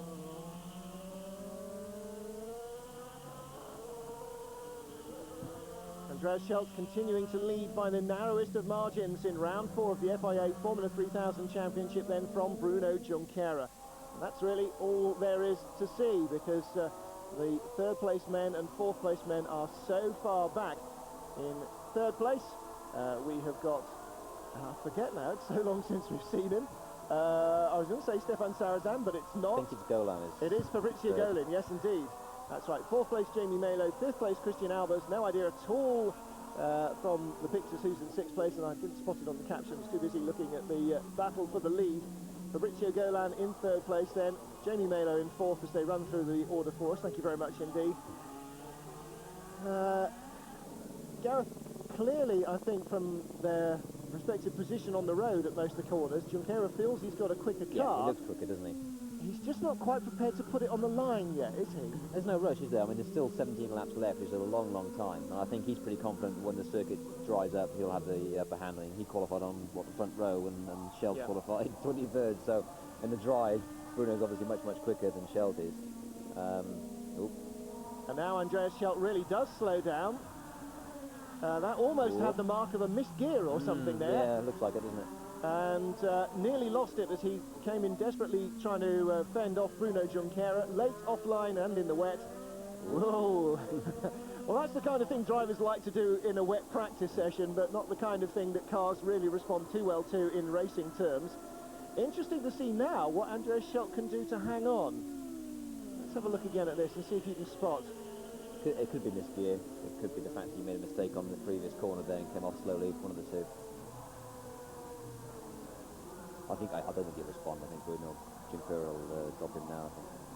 Well, here comes Junqueira then, and Andreas Schelt is, I tell you what, he is going to hold on to the leader's sight as long as he possibly can, because a strong podium finish is awaiting him here. And again, look, searching out the water, making sure that he does as much to keep his tyres alive as possible, because now he's in a podium finishing position. He's certainly not going to want to go into the pits for anything if he can possibly avoid it. But as you say, still a lot of laps left, and the track really is drying now quite rapidly in a lot of places. Golin as well behind, searching out the water.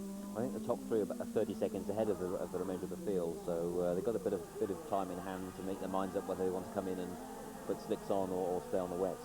As Jamie Malo showed us, you can do a drive-through penalty in that time, but you certainly couldn't do a pit stop and get out ahead of them. No. But I think you would obviously gain from being then on slicks. I think most people are on wets in the field, so you would definitely benefit from being on the slicks, even if you were down to, say, 4th or 5th place. Yeah. Well, Schelt doing a good job here, I have to say. He has so far failed to sparkle in Formula 3000, but well, this may be the weekend, of course, at a home track that he knows well. He's raced on this track in his early career in single-seaters and in the Super Touring Championship, in which he was racing in the last couple of seasons.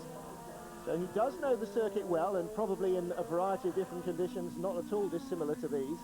And Well, yeah, it's just a really good place to actually put your name down as somebody that ought to be taken at least reasonably seriously. Yeah, it certainly helps. Obviously, he's German, so he knows the track well, having raced there before in various other formulas. And so when the track is wet, particularly, local knowledge is a real benefit. Not so much on the dry, although it's a small benefit in the dry, but in the wet it's a real big benefit. You know when it rains where a quicker line is, where it's more grip, where it's less grip, where to avoid. So that's probably part of the reason he's been able to run at the front. The other thing, of course, is that it does give you a bit of experience in just knowing how quickly it's likely to dry out in certain weather conditions, and that can make a big difference as well. Christijan Albers without that, despite having raced here last year in the German F3 Championship, the reigning German Formula 3 champion, raced here a couple of times last year, but that still hasn't been quite enough either to help him qualify well or to keep him on the road on those slick tyres. Well, he's beached there well and truly, isn't he? He's belly down, or belly up, on a bump and can't get off it. Well, he's still, see, this is one of the annoying things. He's still got the engine running, no damage to the car, and yet if they push start him and get him off that bump, well, they'll have to argue that he is in a dangerous position. I suppose merely due to the fact that he spun off into that escape road, he is in a dangerous position because the next car that spins will probably be in there as well. Yeah, you could argue that, I suppose. I think, he certainly would, right now. I think it's self-inflicted a little bit, so he's got to suffer the punishment of getting out, I think. Well, did everything he could to recover it, but they're saying 9 Danker and towing him away. So the rescue squad goes in to snatch the car out of the way, and not before time as the leaders arrive. Bruno Junqueira is easing away from Andreas Schultz, first and second. Still plenty of racing left here at the Nurburgring.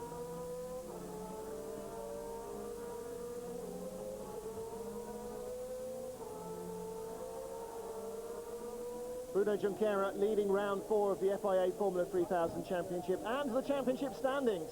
Junqueira leads from Schultz and Fabrizio Golin. Jamie Malo is miles away in 4th place. Andre Coto in 5th place. Sébastien Bourdais in 6th position.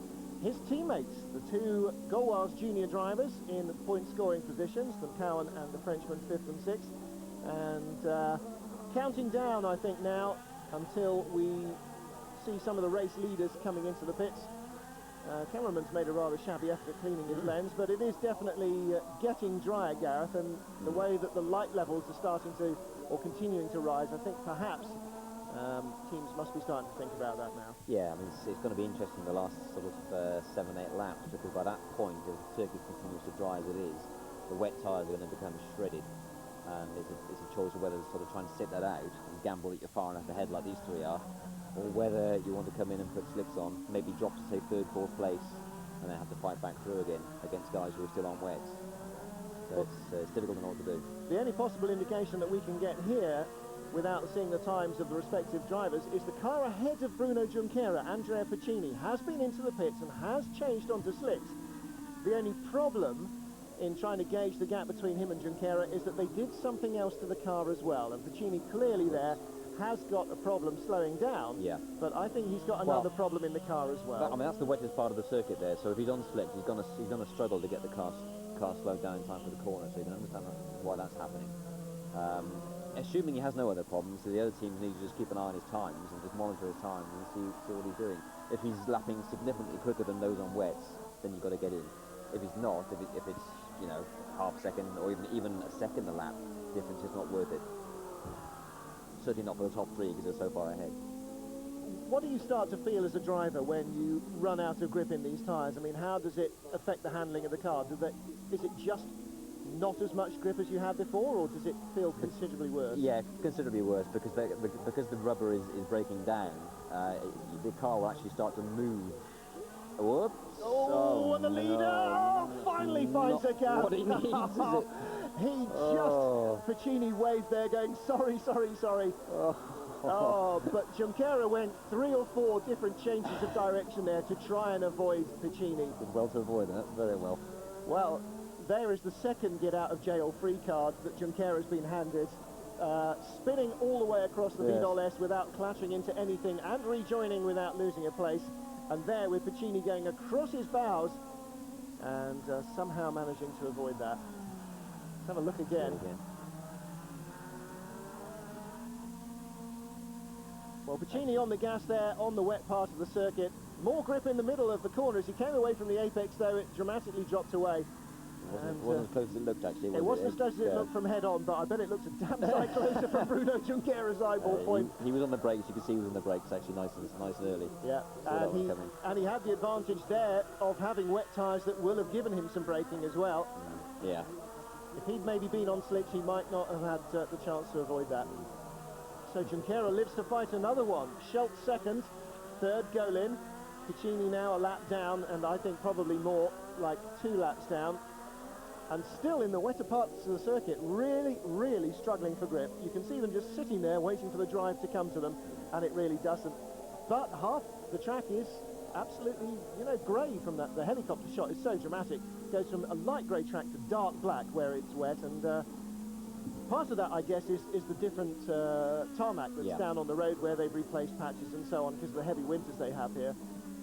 It just dry at different rates when you put different materials down. Yes, exactly. I mean, that obviously has a major bearing on how much grip there is when it rains. Certain tarmacs behave in different ways when there's rain on them, and some of them shift the water very efficiently, and obviously that's where it's drying very quickly. Others don't. Others just hold the water, and that's where it's still very wet, obviously. Well, I wonder how many cars we're going to see finish this race in one piece. Jamie Malo's still in 4th place, and he's certainly nowhere near being in contention.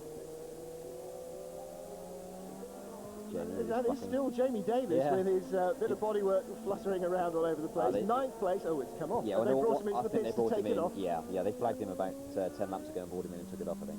Starting to look like one of the March 85Bs now, isn't it? Where the bodywork stopped at the back of the cockpit and you just had a foam airbox. Oh dear, showing our age.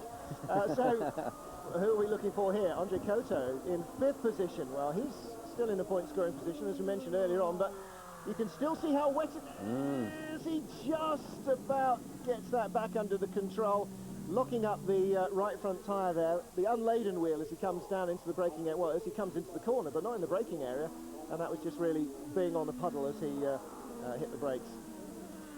His teammate behind him, Sébastien Bourdais, will be going, excellent, and trying to close up a bit more. There you are, trying a little bit extra as he sees the car ahead of him almost run into the gravel. Now this little bit of inter-Nissan rivalry, I don't think their team boss is going to be particularly pleased if they clatter each other off the track either. Well, now really I think for most of the drivers there's hardly anybody within sight or shooting distance of anybody else. Certainly in the top half dozen there isn't. It's keep your head down and survive it to the end. The water behind the wheels there. Very wet indeed as they get offline there, isn't it? So the further you run off, even if you get off the brakes, it actually gets worse and worse. I have to say, the track looking very empty indeed. That camera shot, obviously, that camera shot doesn't help as much either. The director getting very scenic. Jamie Malo coming in. I thought he came in for slicks before. No, he came in for that. He came in for the stop and go. Yeah. That's right. So now we see the Sears team, the Petrobras junior team, using the tortoise, if you like, to find out what they should do with the hair. Change Jamie onto slicks, and then see what his first couple of flying laps are. Oh no, he's been a bad boy again. Oh dear. Now, he was either pinged the first time for overtaking under yellows and is now being stopped for speeding in the pit lane, or he was stopped for speeding in the pit lane and is now being stopped again for speeding in the pit lane. Obviously, without the official word from the officials, we can't tell you what that was, but that was clearly another 10-second stop and go. I wonder if he'll rejoin in the same place that he left the track. I'm not sure that he will, because his teammate is coming up behind. Stéphane Sarrazin in 7th, so Jamie Malo will still be in 6th position. Drops 2 places courtesy of that. And Sarrazin, we don't think he changed, do we? So we think he's probably still on slicks, and I think therefore that Jamie Malo may just stay ahead of him. He's coming onto the part of the track where Sarrazin will have an advantage, but not for long. And Sarrazin will need to make a move very soon indeed before they get down to the bottom of the hill, because after that, on the way uphill, he'll be really struggling. Very close. He is very close indeed. Bruno Junqueira following this one and hoping not to have to avoid more spinning cars. Sarrazin makes no bones about that. Comfortably passing under braking, That shows that at least on some points of the track, slicks are very definitely the thing to have. But we will wait to see quite who makes the jump from the leading group.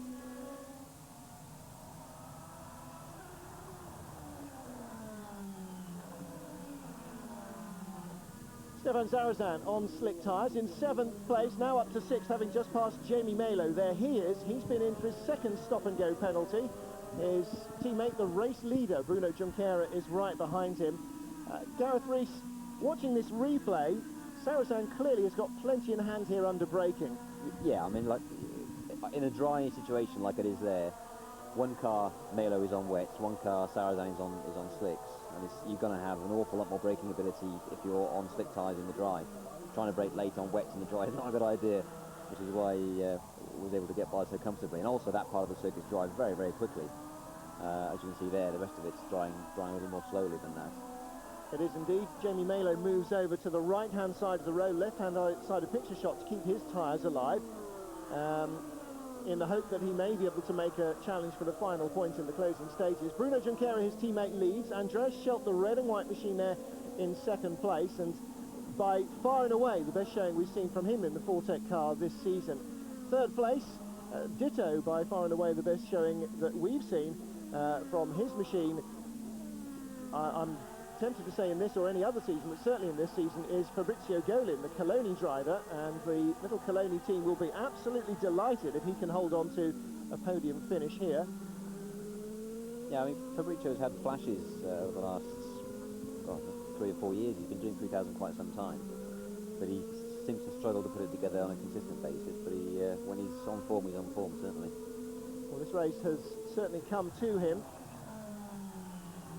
Stéphane Sarrazin in 6th position now, and I may be right in saying on course, I am right in saying on course for potentially his first point of the season. Now for the man who was chosen by the McLaren Junior team to lead their MySAP.com operation as one of the most experienced front runners and the man much fancied before the season to lead the championship and to take the championship. Oh, he's spun. Oops. Oh. Yeah, now he loses that point as Jamie Malo goes back past him. And again, Gareth, bearing out exactly what you're saying, some parts of the track so much wetter than others. Yeah, I mean, that is a particularly wet part on the chicane there. And if you just like I said before, catch the curve wrong and you're on slicks in the wet, it's going to lead to a spin, which is what happened there, I think. Andreas Schelt goes by him. Most importantly, though, for Sarrazin, so too did Jamie Malo. Car number 5 there, now a lap down, but still chasing his team leader.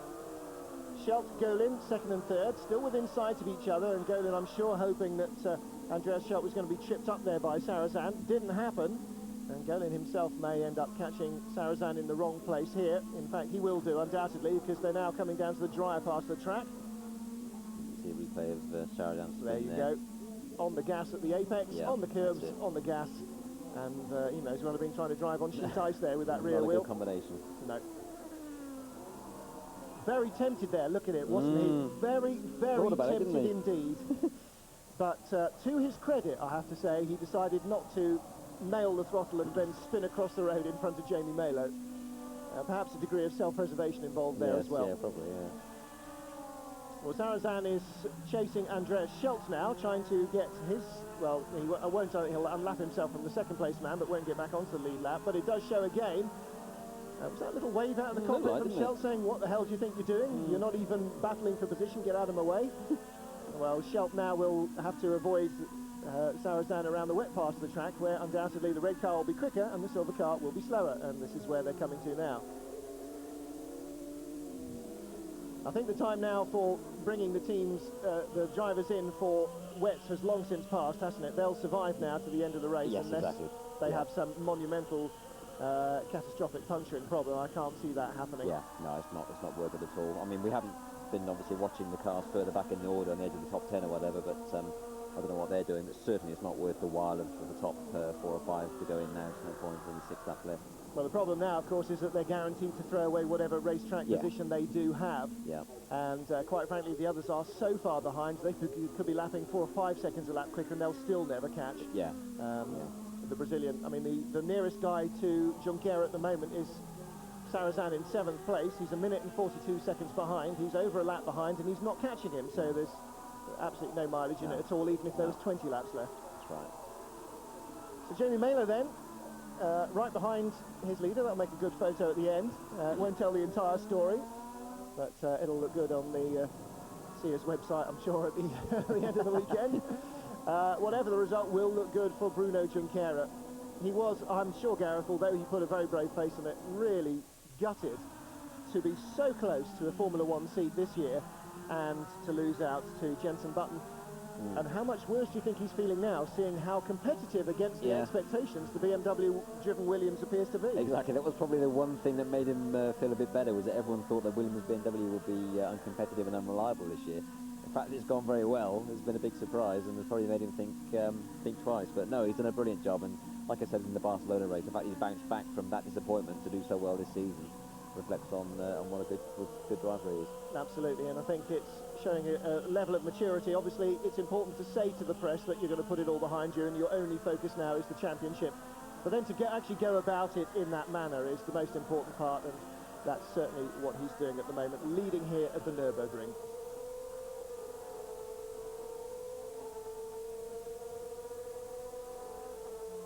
Plenty of spray still around the Nurburgring circuit as we enter the closing stages, the final few pages of a chapter full of incident and accident in this year's Formula 3000 Championship. 39 laps down of the 45 race distance. After this one there'll be 5 more for Bruno Junqueira. Schelt and Golin unable to challenge each other, much less the race leader. It will result in a top 3 as you see them now, I think, unless there is some intervening factor. Bruno Junqueira survived 2 of those so far in this race by the skin of his teeth, and as you said earlier on, Gareth, on such luck are championships made. You can't win a championship by just luck, but you certainly can't win one without some. It certainly helps. So Junqueira with Jamie Mailer behind him, and right behind them Stéphane Sarrazin. Now Sarrazin is closing on Mailer, the second of the Petrobras junior cars, and that is for position and for a point. And my goodness, Sarrazin needs a point. He needs some kind of boost at the moment. Sarrazin on slicks, Mailer on wets, and they're on Mailer's half of the circuit at the moment, aren't they? Exactly, yeah, good example there. There's no way he could go up the inside on slicks on that wet piece of track. He's got to wait until the hairpin, I think. Mailer will drive away from him here. Yeah, how much he pulled away. And again, through this final turn, it's still very slippery, and Mailer once more will pull away. But on the run downhill, as you said earlier, out of the first chicane at the end of the main straight, downhill all the way to the forward hairpin, through the 4 curves to the hairpin, and a bit of the way back up, then it will be Sarrazin's racetrack. The problem for Sarrazin is that last few corners on the last lap are on Mailer's half of the circuit. Yeah, yeah. It appears that Junqueira's backed off slightly as well, because both Mailer and Sarrazin have pulled him in. Whether he made a slight error, we didn't see, but he's certainly much closer, which he wants to be careful of. He doesn't want to get involved in someone else's fight, really. And I'm sure Mailer is going, for goodness sake, get your foot down. Yes, yeah, that's because the last thing he needs is to be battling for position a lap behind the race leader. Now, the camera, Gareth, I'm afraid, is not going to follow. We're missing what's going on, I think, Martin. The 3-car battle right ahead of Andreas Schelt. It's the closing stages up to Nurburgring. We're watching the German driver in second place. Unfortunately, here we go. That's what we wanted to see. Junqueira had Mailer and Sarrazin right behind him all the way down the hill, and Sarrazin got past Mailer and is now trying to unlap himself from Junqueira, but, and here is the big but, he could just as easily take the race leader off as get by him. Exactly. If he breaks too late on his slicks in the wet, he's going to get past, but then he's going to hold Bruno up now with the fact he's on slicks. Well, holding Bruno up isn't necessarily a problem, because as we've seen, Andreas Schelt is a long way back, but what he really wanted to do there, I think, is get Bruno between himself and Jamie Mailer. But you can see in the replay here how close it is. As you say, you know, the performance of the 2 cars really swaps about depending on which corner and which bit of straight you're on. That's how he got past Jamie Mailer. And in the end, actually, I think Junqueira saw the threat and actually nailed it all the way down the hill to be out of the way a bit. Sarrazin now back on the lead lap by 2 or 3 car lengths. Importantly, though, ahead of Jamie Mailer again and in a point-scoring situation. Now, for Bruno Junqueira, the gentlemanly thing to do would be to pull over on the straight and wave Jamie Mailer by. Certainly won't affect his hold of the lead, but it could allow his teammate to score another point. And I would like to see him do that. I'm not necessarily going to expect to see him do that, because that may not be foremost in his mind, but I don't think he'd lose anything by it, certainly. No, I mean, he's got about, 5 or 6 seconds over Schelt behind him. He wouldn't stand to lose anything by letting Melo by. I mean, the only problem would be if Schelt started to reel him in and he was stuck behind Melo and Melo didn't return the compliment. It would obviously pose problems. So I think he's probably more comfortable sitting in front of him rather than behind him, I think. Well, Jamie Melo, I think as the track dries, seeing Stéphane Sarrazin romp away now, may possibly have to accept that there is no battle left to be fought for that point. Andreas Schelt, second place, still holding on there, and Andrea Piccini, where is he in our law? I've stopped writing down. I think he may be a lap down. A couple of technical problems. Yeah, 10th place, so no threat to the man in third place, Fabrizio Golin.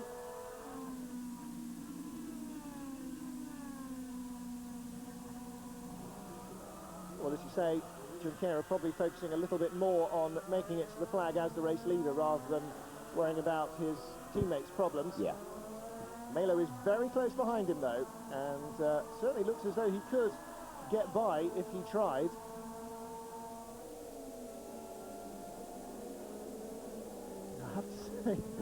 I have to say, as Bruno Junqueira, I would just be a fraction more worried with him braking late up behind me than if he was ahead. Yeah, I wouldn't be comfortable with someone sitting that close to me in that position, I have to say. Although Schelt's he's not far back, is he? He's not too far back. I mean, he dropped down to 5 seconds away, but he's not an awful lot closer. Couto's now 4th. Sébastien Bourdais being passed by his teammate. At one stage it looked as though Couto was going to run out of road, and Sébastien Bourdais, or he did run out of road, Sébastien Bourdais romped past him, metaphorically rubbing his hands with glee. That situation has been reversed once more in Couto's favour. And I don't think Fabrizio Golin will be over-impressed with Andrea Piccini rubbing him up the wrong way here either. Piccini on slick tyres, which are clearly a quicker tyre at the moment, but not battling for position. So Golin sensibly, I think, letting him go. Big enough gap, front and rear, for Golin just to concentrate on that third place on the podium now and watch the laps tick away on the lap board.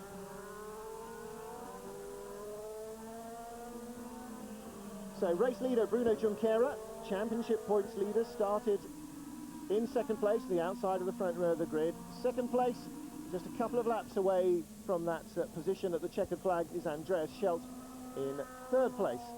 We have still got Fabrizio Golin.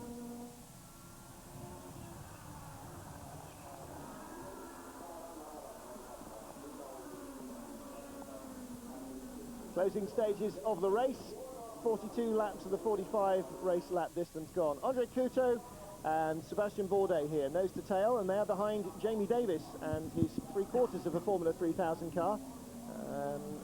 It looks all right from that side. You just wouldn't want to take a picture of it from the other side. Just wondering why the marshal is waving a yellow and red flag there to indicate a slippery circuit. I wonder if they're still doing it since the incident. No, that's where... They shouldn't be. I mean, once all the field's aware that there's a problem there's no need to keep on flagging, so I don't think it relates to that. Perhaps they just want the drivers to be aware that the track's a bit damp still. Very good of them. Yeah, very good of them indeed. Couto putting Jamie Davis a lap down. Davis started in 10th place here last year and finished in 6th position for the European Aviation Team. But drafted in at the last minute to the Fortec team. Pointing at the sky, which generally means it's starting to rain again. Ah, yes. Certainly wasn't the 1 lap to go finger. So, and Andrea Piccini on slicks, weaving as both ends try and get away from him at the same time. Now, unfortunately, with only 2 laps to go, this is all just too little too late for Jamie Melo, isn't it? Yes, I think so. Sarrazan's too far ahead for him to catch him now, I think. Unless, of course, it does suddenly get very wet and Sarrazin skitters off somewhere, which is not beyond the bounds of possibility, seeing how wet it does get. But it will have to be on this final lap or 2 that it happens. So Junqueira through the Vidal S and onto the start-finish straight. And Sarrazin almost at the end of it as they come on. Final lap then, and a 6.2 second advantage over Andreas Schelt. So clearly Junqueira just keeping the pressure on. It's a nice lap board to see when you're a driver. P1 lap 1 to go. Schelt in second place. Andrea Ficini a lap at least down, and then in third place Fabrizio Golin, a minute ahead all but of Andre Coto, and Coto just 11 seconds ahead of his teammate Sébastien Bourdais. Well, Sarrazin in 6th position and half a minute behind the 5th place man, so I don't think that Sarrazin will see any threat for that, and he should now get his first points on the board. But for Bruno Junqueira, it'll be another maximum point score, and that will give him a very substantial increase. He leads at the moment by 2. He should go away from the Nurburgring leading by 12 as Nicolas Minassian and Mark Webber failed to score. Darren Manning won't score, who's 4th equal with Justin Wilson, who also won't score. David Saelens won't score, the 6th place man. Nor will Jeffrey van Hooijdonk or Jamie Malo, or Enrique Bernoldi, who are in 7th place on 3 points. Thomas Enge won't score, who's in 10th. Franck Montagny won't score a point, nor will Saelens. In fact, only 2 men who have scored points so far this season will score: the championship leader, Bruno Junqueira, and the man who is in 13th place, Fabrizio Golin. That's quite a nice little top and tail of the championship points, and Golin will jump into 4th place in the championship as a result, unless my maths is really that bad. It is really that bad. He's not going to finish second, is he? Anyway, the checkered flag awaits, and so do the Petrobras team. For Bruno Junqueira, he wins round 4 of the championship, his 2nd win in succession, and really setting his sights very clearly now on the championship. Jamie Malo following him across the line, but I would venture that the happiest 2 men in the championship at the moment, 2nd Andreas Schelt, 3rd Fabrizio Golin. For both of them, perhaps now drawing a line under a fairly unadventurous start to the season for them. I may take that back. Maybe Stéphane Sarrazin will be just as happy to actually have scored something. But Gareth, Bruno Junqueira did everything he needed to do here and had all the luck that he needed as well to win the race. Yes, I mean, he's quite clearly the class of the field. I can't see anybody really who comes close to him. I think pre-season people were hopeful Sarrazin would be a good test for him, but Sarrazin's been a major disappointment, and Junqueira has been class of the field. No one's getting near him. Well, the German crowd saluting a German runner-up here, Andreas Schelt taking 2nd place. And I'm sure the huge crowd that were here to watch Formula 1 qualifying, despite the drizzle, most of them staying on. 23rd to 2nd, the biggest jump possibly up the field, I'm not sure. Simon Aaron of Motoring News will undoubtedly tell us on Wednesday about that one. But I would have to venture that is a pretty impressive. Oh no, hang on a minute. Jamie Davis at Oschersleben 2 years ago, 26th to 3rd. Yeah. Again, a similar type of race, just exactly. to show how much excuse me, the changeable conditions can help out a driver who's qualified at the back. It was a fantastic lottery, really. The early stages of the race, just cars off everywhere, changeable conditions, gambling on tyres, and certainly the rub of the green with Bruno Junqueira, not once but twice avoiding certain disaster, which for anybody else, or for him in the same place, but without that little whisper of luck going with him, would have seen him out of the race lead, and who knows. But for a couple of very fortunate incidents, Andreas Schelt might have found himself winning this, but of course he's had all the luck he needs to get up into 2nd place. So Bruno Junqueira then victorious for the 2nd race in a row. Of course, we move on after this to Monaco, another completely different track, completely different weather conditions, hopefully, on the French Riviera, but very much the same kind of deal again. Treacherous first corner, huge potential for being caught up in other people's accidents on any lap of the race, and that one away as well, I think, is going to be a major lottery. Qualifying will be at least as important there as anywhere else in the season. That's absolutely crucial. So that's all that counts, really. I mean, if you qualify beyond the top 4 or 5, then it's going to be too hard to get a decent result. Well, Bruno Junqueira waiting to step out of the car, or stepping out of the car as his team waiting for him. Andreas Schelt, look at that. Really are going to go mental this evening. Absolutely thrilled with that. So Junqueira now leads by 12 from Minassian and Webber. Darren Manning tied on points with Andreas Schelt and Justin Wilson then. So Schelt scoring 4 points then for his, 6, oh, there we go. Fabrizio Golin scoring 5 points, 1 from his previous outing and 4 here. There he is, being congratulated by the Coloni team. Very small, very tightly lit crew. but it's Bruno Junqueira who leaves as the winner from here.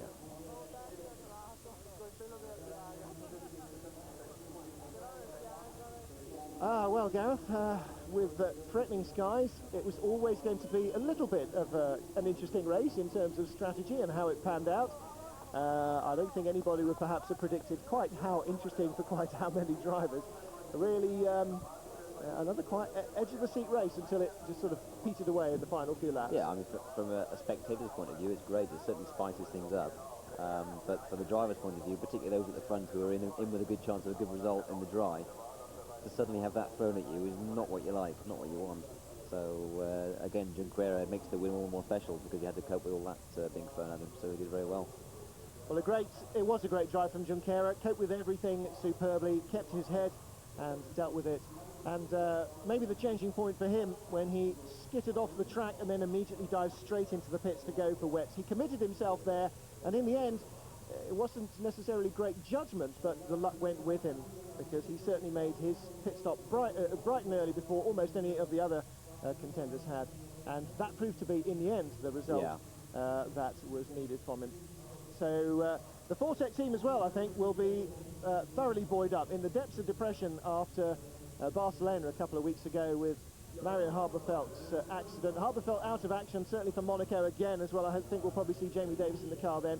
He's hoping to come back for the A1 ring test before we start the second half of the championship with the support race for the French Grand Prix at Manicourt. But certainly from the depths 2 weekends ago to a very delighted Fortec Motorsport team and Andreas Scheltz. Second place here for him. A good result for him, and that will help them, I'm sure. But Bruno Junqueira now 12 points ahead. That's more than a win ahead of anybody else in the championship, and he has got a good chance now to continue to extend that. If he can repeat in qualifying the performance he's shown in four qualifying sessions so far this year at Monaco, then he will be very finely poised to go into the midsummer break with a decent championship lead, and that's exactly what he wants. It's Frank Williams' son there holding the crash helmet. Connection with the Petrobras junior team, because Petrobras and Williams is fuel sponsor. Of course, the Brazilian, one of the Williams testers as well. So everybody knows the story of him and Jenson Button in their rain hit and intensely drawn out shootout. But Junqueira, whatever, didn't get the Formula One seat this year, but he is certainly aiming for one in 2001. And at the moment, he looks the most likely of the championship contenders to be in that position. We've seen the last couple of drivers who won the championship go straight into a Formula One seat, and on the basis of his season so far, he may well be the next man to follow. In the background there, quick glimpse of David Sears we saw, and Walter Paintner there on the right hand side, Andrea Piccini's manager. Piccini out of the points this time. But we wait now for Bruno Junqueira. Drivers grabbing a quick drink, and despite the rain, I'm sure they'll have been working just as hard inside the car as ever. Absolutely. I mean, mentally as much as physically, that was a longer race than normal. The concentration levels have to be maintained throughout, so it's mentally very hard work. So here he comes then, the winner of round 4 of the championship, the Nurburgring winner, Bruno Junqueira, with his Brazilian flag to show on the podium. Andreas Scheltz, the German, in second place. Let's now hear the Brazilian national anthem for our winner.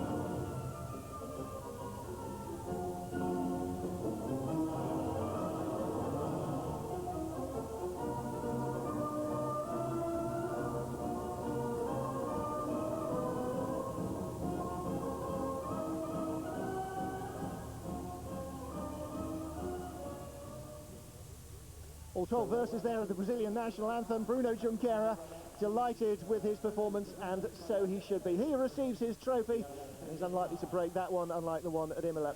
Andreas Schultz in second place, Fabrizio Golin in third place. There are your top three from the Nurburgring. We're going to leave you with some shots of this exciting action-packed weekend. Don't forget, we'll be back at Monaco in a fortnight's time, qualifying and race live on Eurosport.